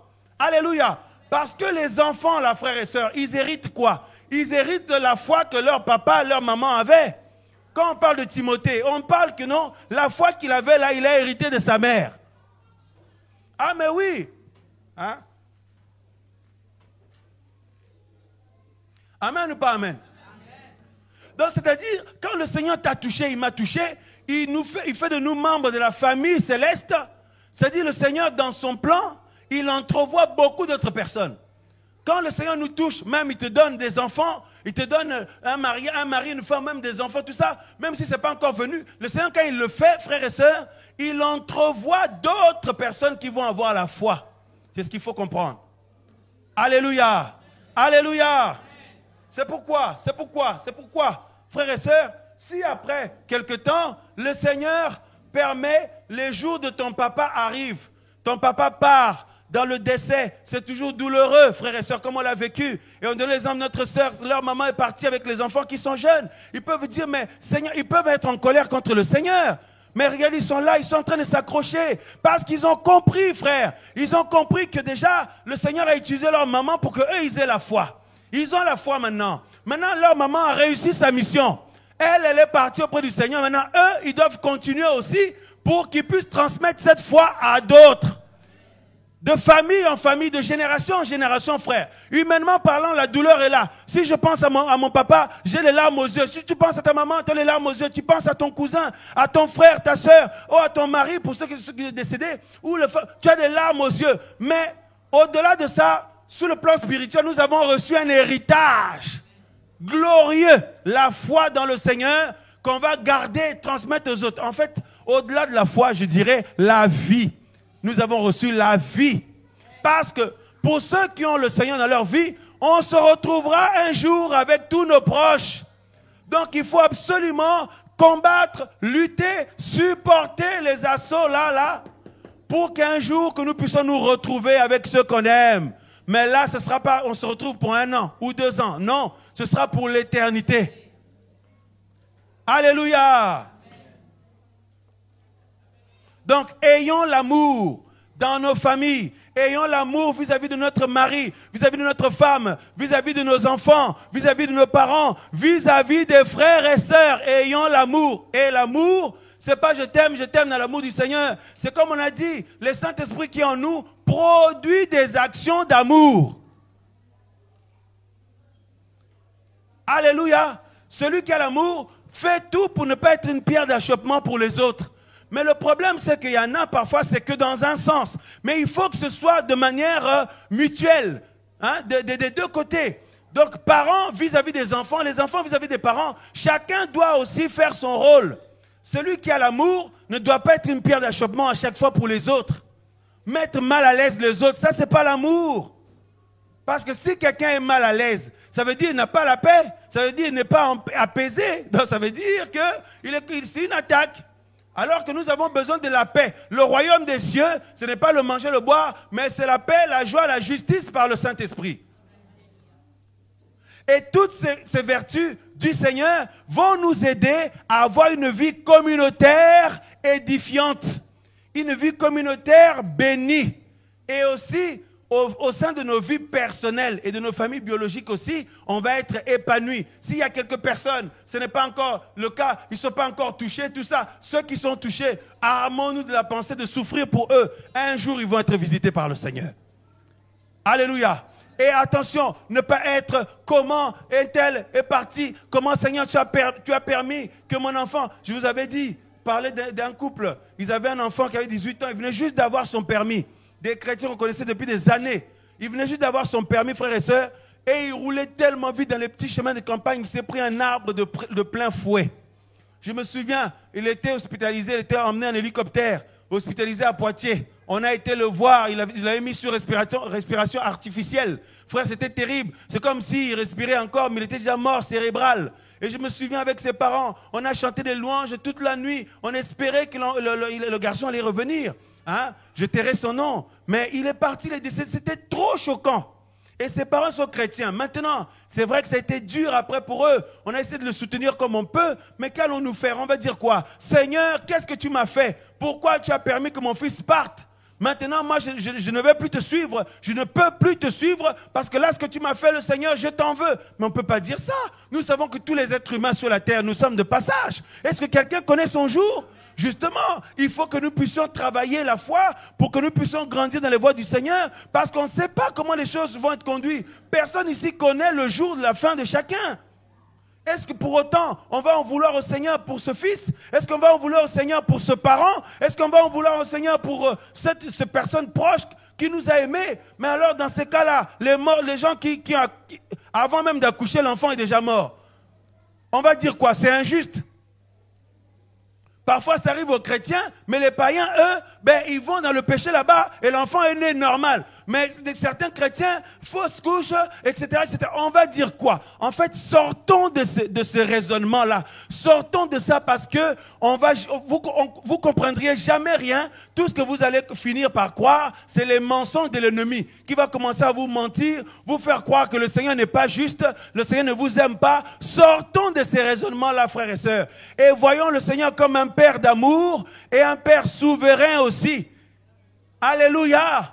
Alléluia! Mais ne le regardons pas comme quelqu'un qui est là, qui cherche comment il peut nous faire un coup bas, comment il peut nous faire du mal, comment il peut nous piquer, nous faire mal et tout. Dès qu'on le voit, on a peur. Non, non, frère. Que notre mentalité change au nom de Yeshua Mashiach. Alléluia! Alléluia! Parce que la plupart du temps, frères et sœurs, quand les choses touchent notre famille, c'est là où nous sommes très sensibles.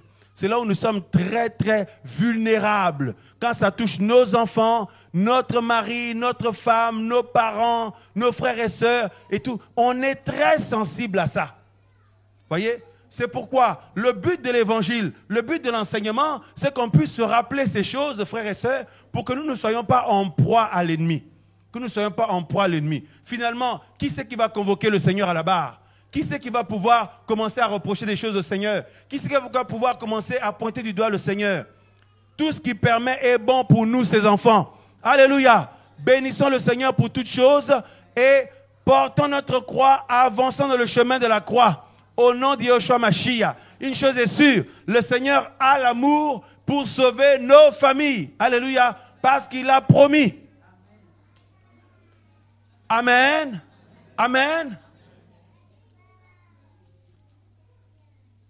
Donc, si je prends, ou si tu prends, si nous prenons seulement, si quelqu'un n'a pas soin des siens et qu'il est comme quelqu'un qui a ruiné la foi, tu gardes que ce verset, mais alors l'autre qui dit, si tu quittes ton père, ta mère, tes frères et sœurs, ta famille à cause de moi, l'autre il prend qu'un verset, et non, il faut l'équilibre, il faut les deux, il faut l'équilibre. Alléluia. D'un côté, on ne suit pas comment dirais-je, hein, les caprices. On ne suit pas les caprices des gens de nos familles qui ramènent tout à eux, qui veulent seulement qu'on leur donne du temps à eux, du temps à eux, du temps à eux. Et puis au final, on ne gagne pas grand-chose. Et le Seigneur alors? Voilà. Donc si on ne suit pas ces caprices-là, et en même temps, frères et sœurs, en même temps, ben, on ne délaisse pas notre famille pour autant. Il faut faire l'équilibre. Alléluia. Il faut faire l'équilibre et c'est à toi, c'est à moi, c'est à chacun de nous de le faire. Et c'est possible. Hein? C'est possible. Alléluia. Alléluia. Oh non, j'ai eu des enfants avec tel homme, mais maintenant je lui prive, il ne les verra plus. Mais oui, mais tu les as eu tout ça, les enfants, hein? Il ne les verra plus. Mais non, mais les enfants ont besoin de voir leur papa, même s'ils ne prient pas. Pourquoi tu veux leur priver? Mais tu n'avais pas réfléchi avant? Voilà, comme on a dit au début de l'enseignement, on ne peut pas raisonner comme ça, frères et sœurs, alléluia. Parce qu'il y a des mamans qui font ça, ils disent, il ne les verra plus jamais. Et puis vous allez voir, plus tard, quand ces enfants sont devenus adultes, ils ont fondé des familles aussi, vous parlez avec eux, il y a un déséquilibre, il manque quelque chose. On l'avait dit au départ, le Seigneur voulait que ça se passe bien pour nous éviter tous ces douleurs, tous ces soucis, liés à tous ces dysfonctionnements. Mais s'il y en a, s'il y a des dysfonctionnements, frères et sœurs, on ne peut pas prendre le Seigneur comme si tout ça c'est sa faute. Voyez? Voilà, donc c'est pas la peine de trop cogiter. Non, il faut seulement, ta situation est comme ça, maintenant tu sais ce qu'il faut faire, et bien maintenant avance dans les voies du Seigneur, dans l'amour du Seigneur, dans la crainte du Seigneur, et le Seigneur est souverain pour faire toutes choses. Alléluia. C'est important, frères et sœurs, très important. Ah. Alléluia. Alléluia. Et puis pour finir, frères et sœurs, n'oublions pas que le Seigneur, c'est celui qui nous a créés, même si notre société est en train de vouloir renverser le fondement du Seigneur. N'oublions pas. Hein? La société est en train de vouloir renverser le fondement, les genres et tout ce que vous voulez. Mais nous parlons selon le Seigneur, dans la pensée du Seigneur. Quand le Seigneur a créé l'homme et la femme, il a voulu que la femme soit l'aide de son mari. L'aide. C'est pas moi qui l'ai dit, c'est pas moi qui l'ai voulu, c'est le Seigneur qui l'a voulu comme ça. Donc quand il a permis que toi tu naisses femme, il t'a doté de l'onction nécessaire pour ça.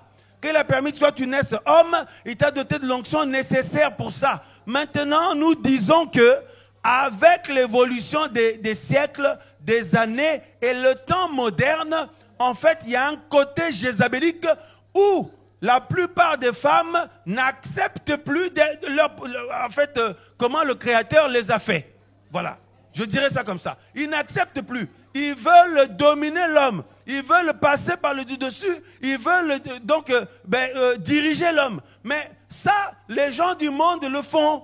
Et il y a des lois qui sont votées pour que la femme soit propulsée. Qu'est-ce que vous voulez qu'on fasse? Mais maintenant, si quelqu'un vient dans le Seigneur, mais selon le Seigneur, quel est l'état des choses? Voyez?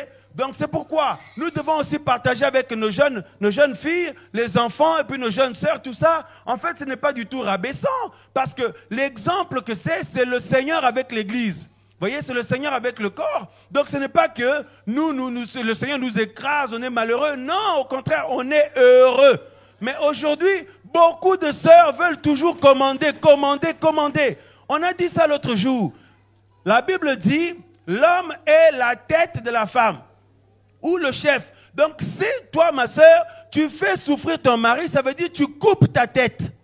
Tu coupes ta propre tête. Or, un corps sans tête ne va faire que de se cogner, ne va faire que de se faire mal, de se blesser, et ne va faire que de se détruire. Voyez? Et le mari qui est la tête ou le chef, la Bible dit, il faut absolument qu'il soit comme le Seigneur. Absolument. Et qu'il puisse donner de l'honneur à sa femme.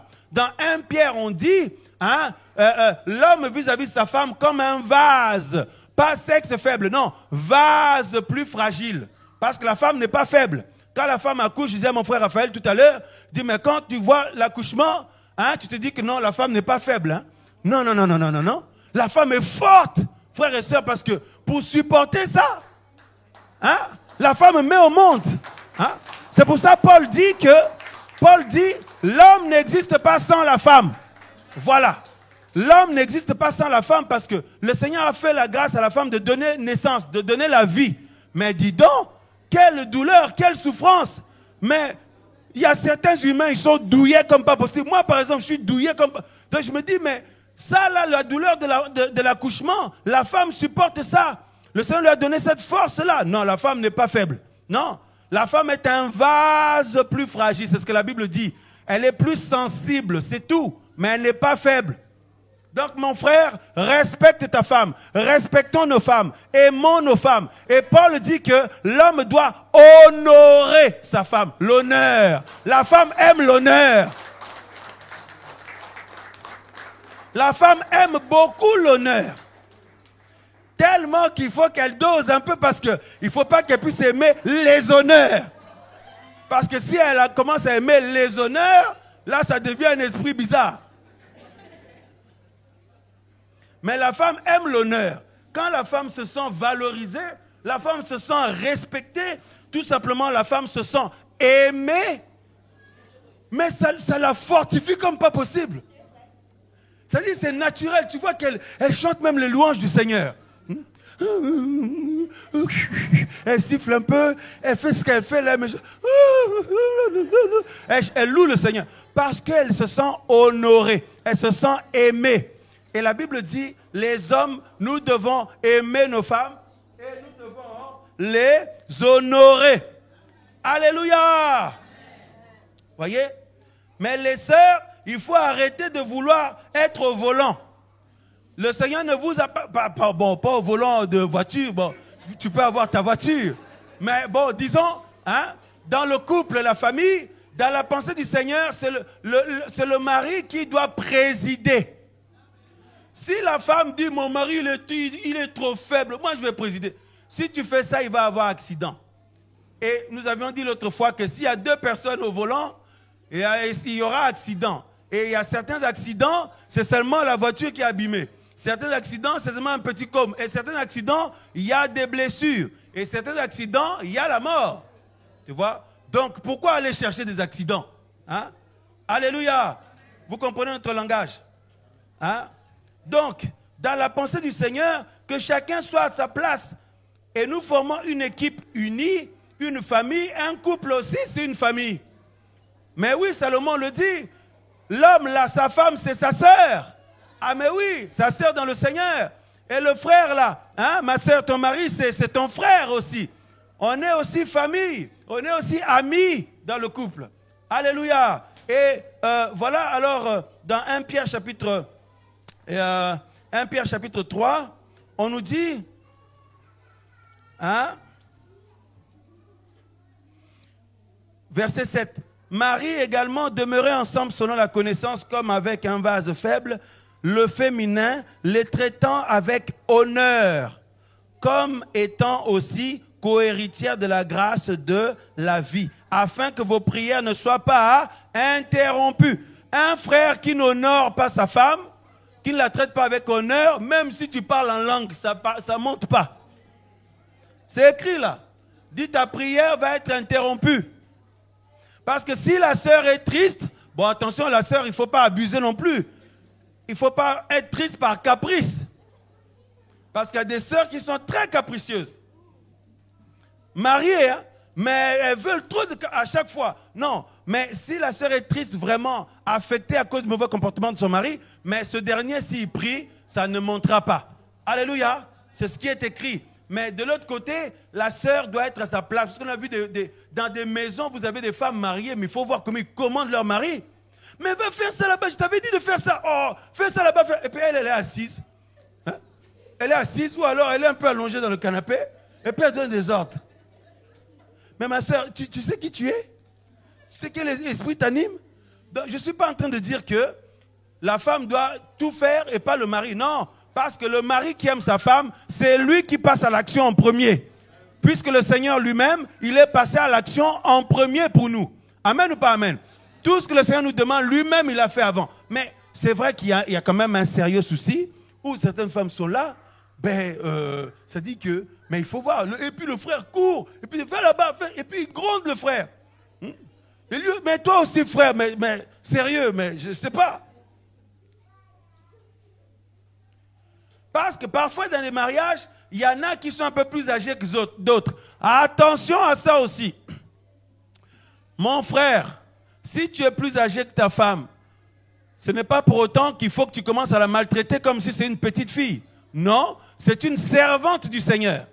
Il faut l'aimer, l'honorer. Ma sœur, si toi tu es plus âgé que ton mari, il ne faut pas le traiter comme un petit garçon parce que tu es en train de te maudire. Alléluia. Il lui parle parce qu'il tient compte de l'âge. Mais non, là dans le mariage, là, peu importe l'âge, chacun a sa place. Si tu inverses ça, tu es maudite, ma sœur. En fait, être maudite, ce n'est pas connaître le bonheur. Et le mari, pareil. Voyez? Mais nous sommes dans une société où toutes ces valeurs du Seigneur sont en train d'être renversées. Renversées, on n'a plus de repères. Voyez? Parce que quand quelqu'un avec une femme, là, il a peur qu'il la quitte. Hein. Ouais, il y en a qui ont peur qu'il la quitte. Alors, il dit oui à tout.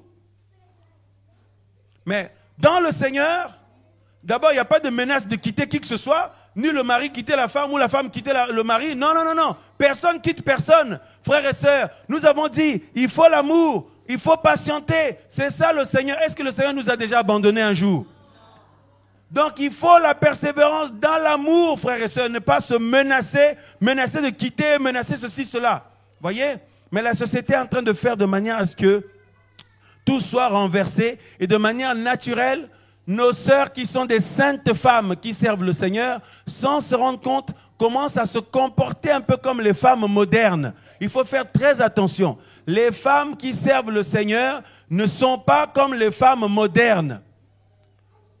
Vous avez l'Esprit Saint, mes sœurs, nous vous respectons à cause du Seigneur et de l'amour du Seigneur, de l'Esprit Saint qui vous anime. Chacun sait de quoi il s'agit et ce qu'il y a à faire dans sa vie parce que le Seigneur est avec vous. Mais les saintes femmes qui servent le Seigneur ne doivent pas se comporter comme les femmes modernes. Il y a une perte de repères. Il faut faire très attention à ça. Très, très attention. Hein? L'homme qui, aux yeux du Seigneur, doit être présidé. Le foyer, il est au second plan, la sœur est devant. Mais mes amis, mais quand l'ennemi va attaquer là, mais tout va s'écrouler. Tout va s'écrouler parce que le Seigneur a doté chacun d'une onction particulière par rapport à son rôle ou sa fonction. Voyez? Et ce n'est pas du tout rabaissant. Or, dans cette société, c'est comme si c'est rabaissant. Et c'est l'ennemi qui fait ça. Ça fait comme une forme de honte, quoi, vous voyez? Donc tout ça pour développer l'orgueil de la femme. Comme ça, la femme a comme honte. Mais qu'est-ce que vous voulez qu'on fasse, on dise par rapport à la volonté du Seigneur? Voyez? Maintenant, le mari ne doit pas se dire, comme le Seigneur m'a établi pour présider au sein du foyer, donc maintenant, je vais être un empereur à la maison. Non, non, non, non, non. Et non, non, c'est selon le Seigneur. C'est-à-dire qu'un modèle, un exemple, quelqu'un qui honore sa femme, qui aime sa femme et ses enfants, voilà. Et le Seigneur va se glorifier. Sinon, les prières vont être interrompues à cause des assauts de l'ennemi. Hein? Alléluia! Alléluia! Et puis nous sommes arrivés dans une génération, si vous parlez avec certains frères, certaines sœurs, ils sont, donc ça dit, on est même mal à l'aise d'aborder certains thèmes, certains sujets parce que vous le voyez déjà que eux ça passe pas. Mais dans ces cas-là, vous n'êtes pas chrétien, vous n'êtes pas chrétienne dans ces cas-là. Mais c'est pas normal. On doit pouvoir s'exhorter dans les Écritures sans pour autant juger les autres. On ne va pas juger notre sœur, juger notre frère. On respecte nos bien-aimés à cause de la présence du Seigneur dans leur vie. Mais cependant, nous devons nous rappeler mutuellement l'enseignement et fidèlement. Mais tellement la société influence, et faisons très attention avec ça, même nos enfants, parlons-leur, présentons-leur les choses, partageons avec eux, parce qu'à l'école là-bas, mes frères et sœurs, ce qu'ils sont en train de voir, c'est rébellion, rébellion, rébellion, rébellion, par rapport au Seigneur, hein. Mais pas par rapport aux lois des humains, mais par rapport au Seigneur. C'est le rôle des parents de montrer, de rappeler les voies du Seigneur, frères et sœurs, parce que le Seigneur a mis un fondement et des fondements pour que nous soyons heureux. Et si nous le suivons, nous serons heureux tous. Mais si nous le mettons de côté, nous serons malheureux. Combien de couples, combien de frères et sœurs ne souffrent-ils pas à cause des problèmes de couple? Combien de bien-aimés ne sont-ils pas malheureux à cause de problèmes de couple? Combien de chrétiens n'ont-ils pas des problèmes de couple dans leur vie, dans leur famille? Hein, mes amis, les problèmes de famille, les problèmes de couple. Combien de gens ne sont-ils pas affectés à cause de ça? Mais si vous regardez bien, le fondement est renversé. Ce n'est pas le cas de tout le monde, mais en tout cas, ceux qui se retrouvent dans cette configuration-là, soit le fondement est renversé, soit il y a le refus. Il y a le refus d'accepter sa situation et de porter sa croix. C'est l'un des deux. Si je savais, j'aurais dû pas marier ce frère. J'aurais dû pas marier cette sœur. Si je savais. Il faut demander pardon au Seigneur pour ça.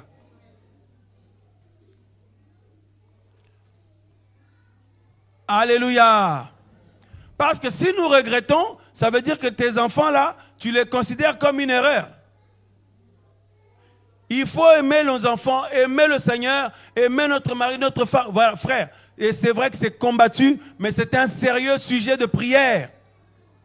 La meilleure manière que le Seigneur de nous rendre sans ride ni tache, c'est de nous confronter aux autres. Et la vie communautaire, on va pas être obligé, on va pas fuir tout le temps. Non, moi je vais pas me retrouver avec des bien-aimés, tout ça. Ah bon, toi tu es un électron libre? Toi tu es à part dans le corps? Non, nous sommes dans le corps. Parce que au contact des autres, le Seigneur nous aiguise, il nous travaille, il nous purifie, il nous change. Il fait ressortir tous nos mauvais côtés.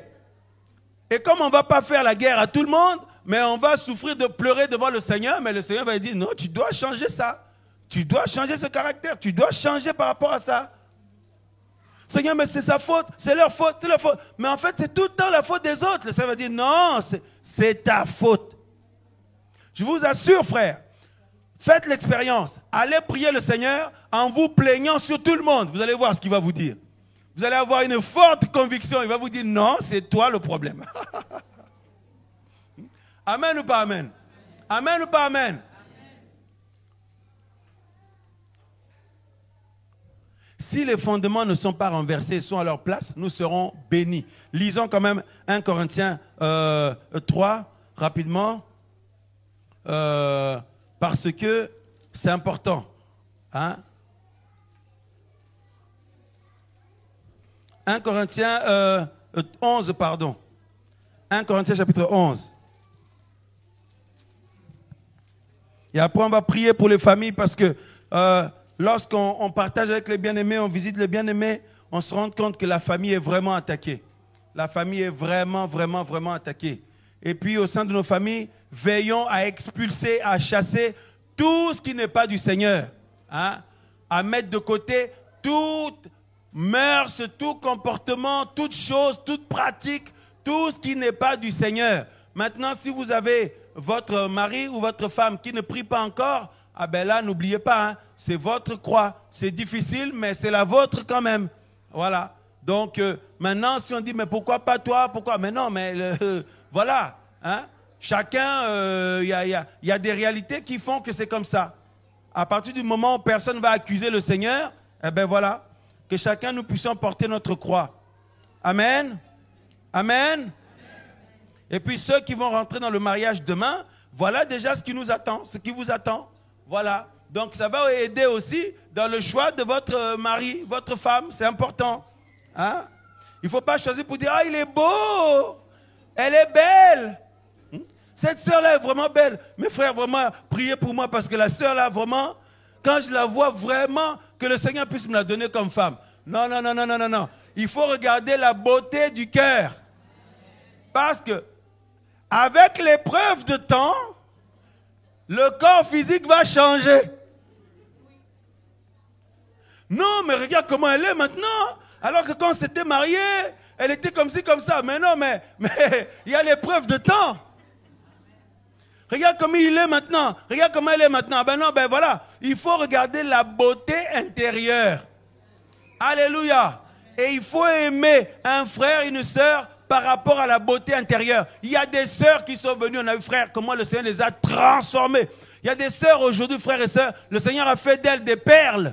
Et j'espère qu'une fois mariées, elles ne vont pas redevenir rouillées. Parce qu'on a vu qu'il y en a. Le Seigneur les a tellement transformés, une fois mariés, la rouille revient à fond. Et là, c'est difficile maintenant. Bon courage aux frères, parce que nous, on peut intervenir voilà. Mais parfois, c'est l'inverse. C'est le frère qui devient terrible. Hein? Ce n'est pas que les sœurs. Alléluia.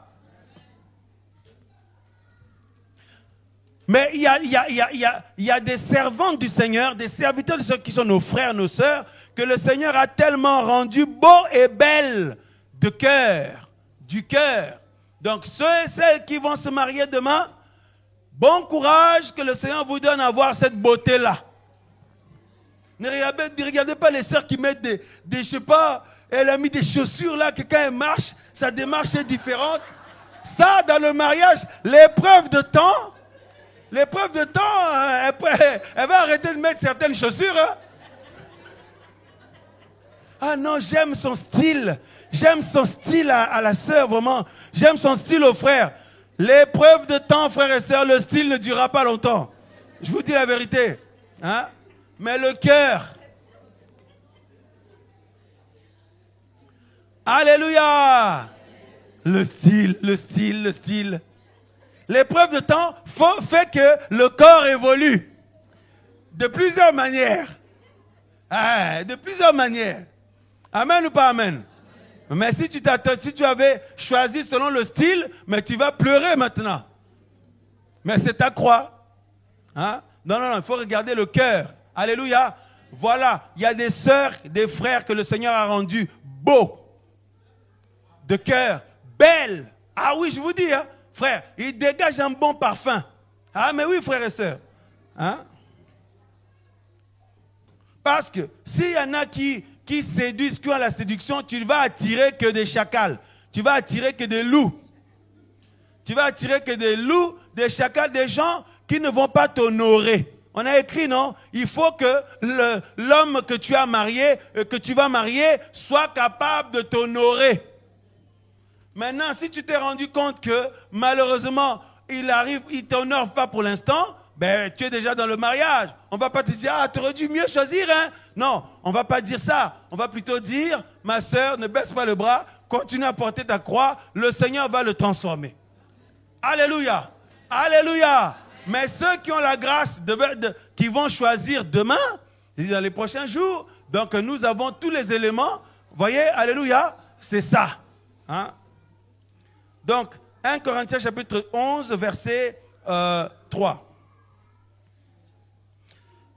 Je veux que vous sachiez que le Mashiach est la tête de l'homme, que l'homme est la tête de la femme et qu'Elohim est la tête du Mashiach. Amen. On peut s'arrêter là. Frères, sœurs, si nous suivons le fondement du Seigneur, nous serons épanouis. Et vous savez, les enfants qui sont là, nos enfants, nous prennent en modèle d'une manière terrible. Ils ne vous le disent pas, mais ils regardent leur papa, leur maman comme des terribles modèles. Il y a des gens qui, leurs enfants, n'étaient pas petits, ils avaient déjà grandi quand le Seigneur les a touchés. Et puis il y en a d'autres, ils avaient déjà eu des enfants avant d'être dans le Seigneur, hein, comme on avait dit au départ. Bon, ceux-là, le Seigneur connaît aussi le contexte et ils travaillent différemment aussi dans leur cœur. Mais il y en a d'autres aussi qui ont eu des enfants dans le Seigneur. Le Seigneur regarde les parents comme des modèles, frères et sœurs. Des modèles terribles. Et puis, si vous cassez le témoignage, je vous assure que ça, les enfants sont très sensibles à ça. Très sensibles. Ils regardent comment papa et maman se comportent parce qu'ils retiennent la parole du Seigneur, les enfants. Hein. Ils retiennent. Voyez? Donc là, nous sommes en plein chantier, en plein travail avec le Seigneur pour des générations à venir, plusieurs générations, nos enfants et leurs enfants, etc., etc. Et quiconque aura fait un bon travail de ce côté-là sera récompensé par le Seigneur. Alléluia.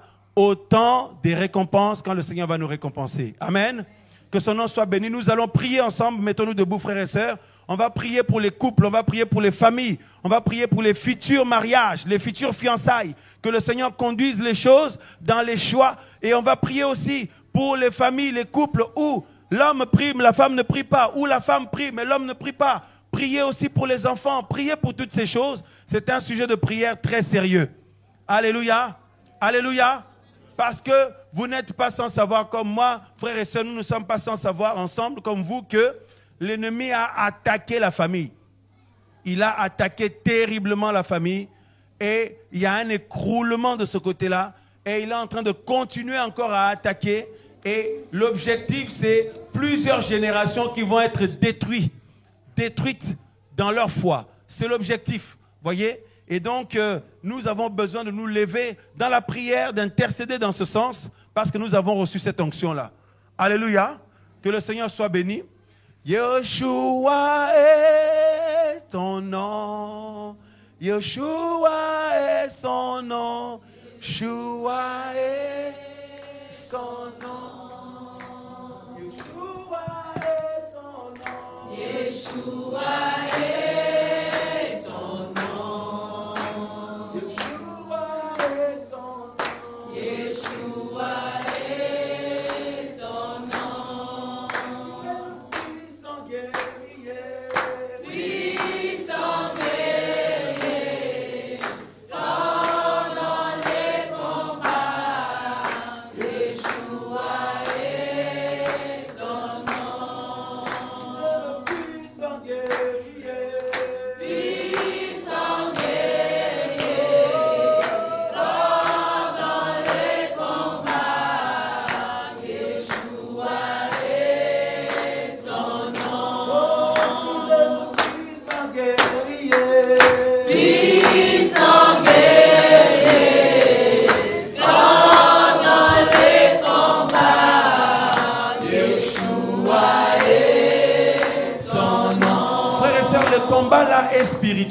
Ce n'est pas un combat charnel.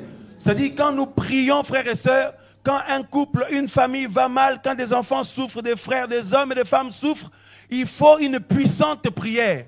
Voyez? Parce que le combat est spirituel, comme on a vu là. Regardez, ces assauts-là, c'est spirituellement que ça se passe. Or, nous avons besoin de réagir, d'intercéder spirituellement, frères et sœurs. Et puis, autre chose, pour que nous soyons heureux dans nos familles et nos foyers, nos couples et dans l'assemblée avec les frères et sœurs, dans la communion fraternelle, libérons le pardon. Le pardon. Ne gardez pas des choses dans votre cœur contre les gens. Libérons le pardon. Ça ne sert à rien d'être amer comme ça, ma sœur, mon frère, parce que celui qui en souffre en premier, c'est toi-même. C'est ceux qui gardent cette boule-là, c'est eux-mêmes qui souffrent en premier. Libérons notre cœur, hein, voyez, passons à autre chose. C'est une nouvelle page que le Seigneur ouvre pour notre vie. Avançons. que nous puissions pas être encombrés en gardant des gens compte dans notre cœur, tout ça, des choses. Libérons notre cœur. Et puis, arrêtons de garder des souvenirs. En 2010, on m'a fait ça. En 2011, on m'a fait ça. En 2012, on m'a fait ça. En 2015, 13, 14, 15, 16, on m'a fait ça. Arrêtons aussi avec tout ça, frères et sœurs. Soyons libres. Soyons légers. Alléluia. Ayons la paix du Seigneur. Et alors, nous allons avancer. Et alors, nous serons heureux. Au nom de Yeshua Mashiach, prions pour les familles, frères et sœurs, selon que le Seigneur nous met à cœur. Prophétisons aussi pour les familles, celles qui sont ici et celles qui ne sont pas ici, et les familles qui vont se fonder aussi demain, parce qu'il y a d'autres foyers qui se fondent par la suite, etc., etc. Implorons la grâce du Seigneur tous ensemble dans ce sens. Au nom de Yeshua de Nazareth, Seigneur, tu es victorieux, Seigneur, tu es glorieux, Seigneur. Au nom de Yeshua Mashiach, c'est en ton nom, Seigneur, que nous élevons nos voix. C'est en ton nom que nous élevons nos voix, Seigneur, avec l'assemblée des saints, avec nos frères et sœurs, Seigneur. Au nom de Yeshua de Nazareth, nous savons, Seigneur, Père de gloire, que ton sang a été versé. Nous savons, Seigneur, Père de gloire, qu'un seul a payé le prix. Et c'est toi, Seigneur Yeshua. Oh Père de gloire, nous ne voulons pas nous épuiser par le temps, dans l'épreuve de temps. Nous voulons, Seigneur Père de gloire, expérimenter le réveil. Seigneur, expérimenter, Père, un réveil personnel, un réveil, Seigneur, commun avec les autres, un réveil au sein des familles. Au nom de Yeshua de Nazareth, au nom de Yeshua Mashiach, oh Père de gloire, nous savons comment, Seigneur, l'ennemi attaque la famille. Nous savons comment les sorciers attaquent la famille. Prions, prions, frères et sœurs. Vous avez l'onction, frères et sœurs. Vous avez reçu l'onction pour ça. Prophétisez pour les familles. Prophétisez pour les couples. Il y a tellement de gens qui souffrent. Au nom de Yeshua Mashiach, prophétisons, déclarons la parole du Seigneur. Oh Seigneur, Père de gloire. Père de gloire, nous savons comment l'ennemi attaque, comment les sorciers attaquent. Oh Père de nous savons, Seigneur, que toi qui ne sommeilles ni ne dors, Seigneur, dans cette attaque, dans cette adversité, nous savons, Seigneur, que tu confonds les plans de l'ennemi. Au nom de Yeshua de Nazareth, que tu confonds les plans de l'ennemi, Seigneur, que tu renverses les plans de l'ennemi. Au nom de Yeshua Mashiach, Seigneur, nous prions, Seigneur, que ton règne vienne au sein des familles, au sein des couples, au sein des foyers, au sein de la communauté chrétienne, Seigneur, parmi les frères et sœurs. Au nom de Yeshua Mashiach, viens guérir les cœurs blessés, Seigneur. Viens guérir les âmes blessées, Seigneur. Au nom de Yeshua de Nazareth.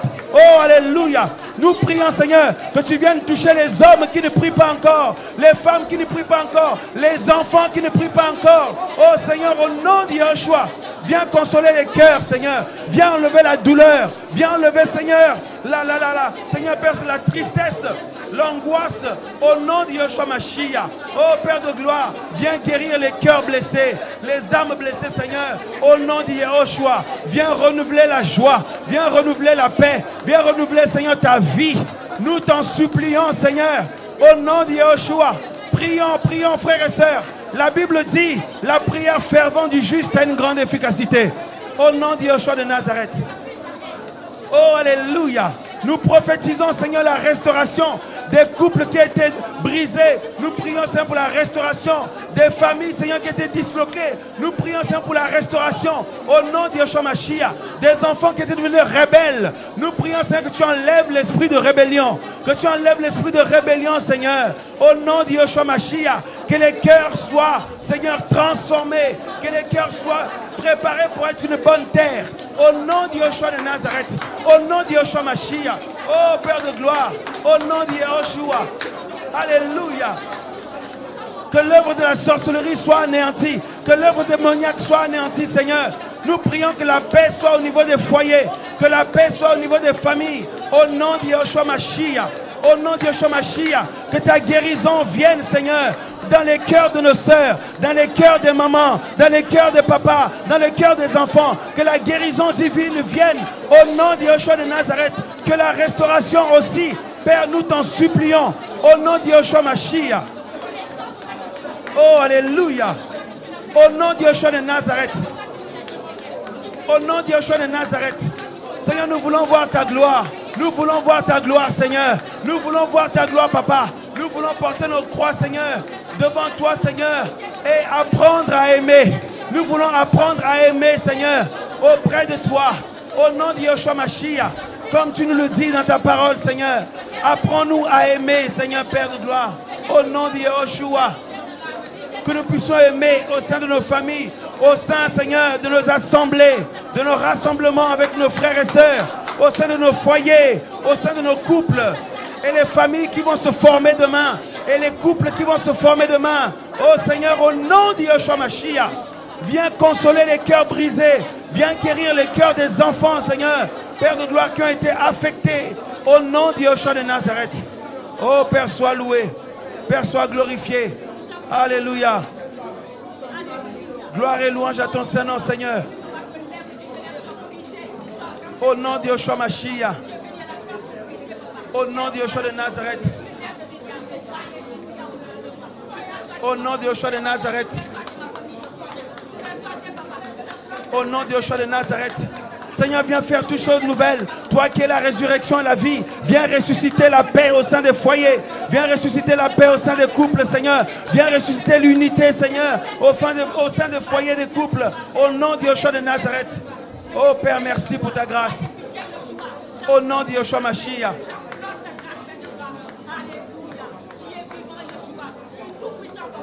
Au nom de Yeshua de Nazareth. Au nom de Yeshua de Nazareth. Seigneur, merci de briser, Seigneur, la forteresse, Seigneur, l'endurcissement des cœurs. Seigneur, merci de ce que tu brises l'incrédulité. Au nom de Yeshua de Nazareth. Tu brises, Seigneur, l'incrédulité au nom de Yeshua.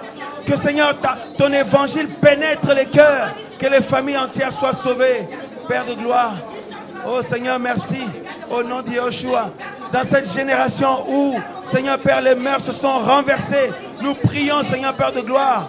Oh Seigneur, que ton miracle soit notre partage au sein de nos familles, au sein de nos assemblées, de nos couples, au nom de Yeshua.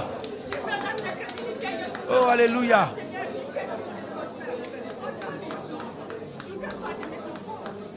Alléluia, alléluia, alléluia, alléluia, alléluia, alléluia. Ces cris de cœur montent devant le Seigneur. Ces cris de cœur montent devant le Seigneur. Pour tes enfants, pour ton mari, pour ta femme, pour les autres frères et sœurs, pour ta famille. Ces cris de douleur montent devant le Seigneur au nom de Yeshua. Alléluia. Le Seigneur est fidèle. Alléluia.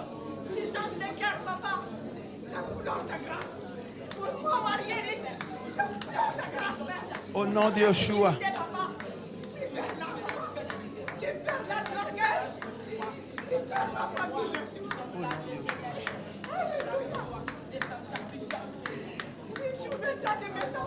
Alléluia, merci Seigneur.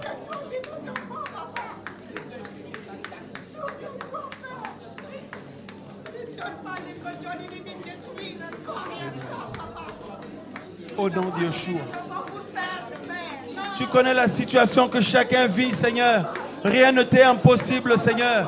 Rien ne t'est impossible, Seigneur. Au nom de Yeshua de Nazareth. Oh Père de gloire, merci. Seigneur, merci pour l'action de ton esprit. Donne la patience à chacun, Seigneur, d'attendre ton temps à toi. Donne, Seigneur, la patience à chacun de nos frères, de nos sœurs, à chacun de nous, d'attendre ton temps à toi, Seigneur. Au nom de Yeshua de Nazareth. Alléluia. Alléluia. Merci, Seigneur.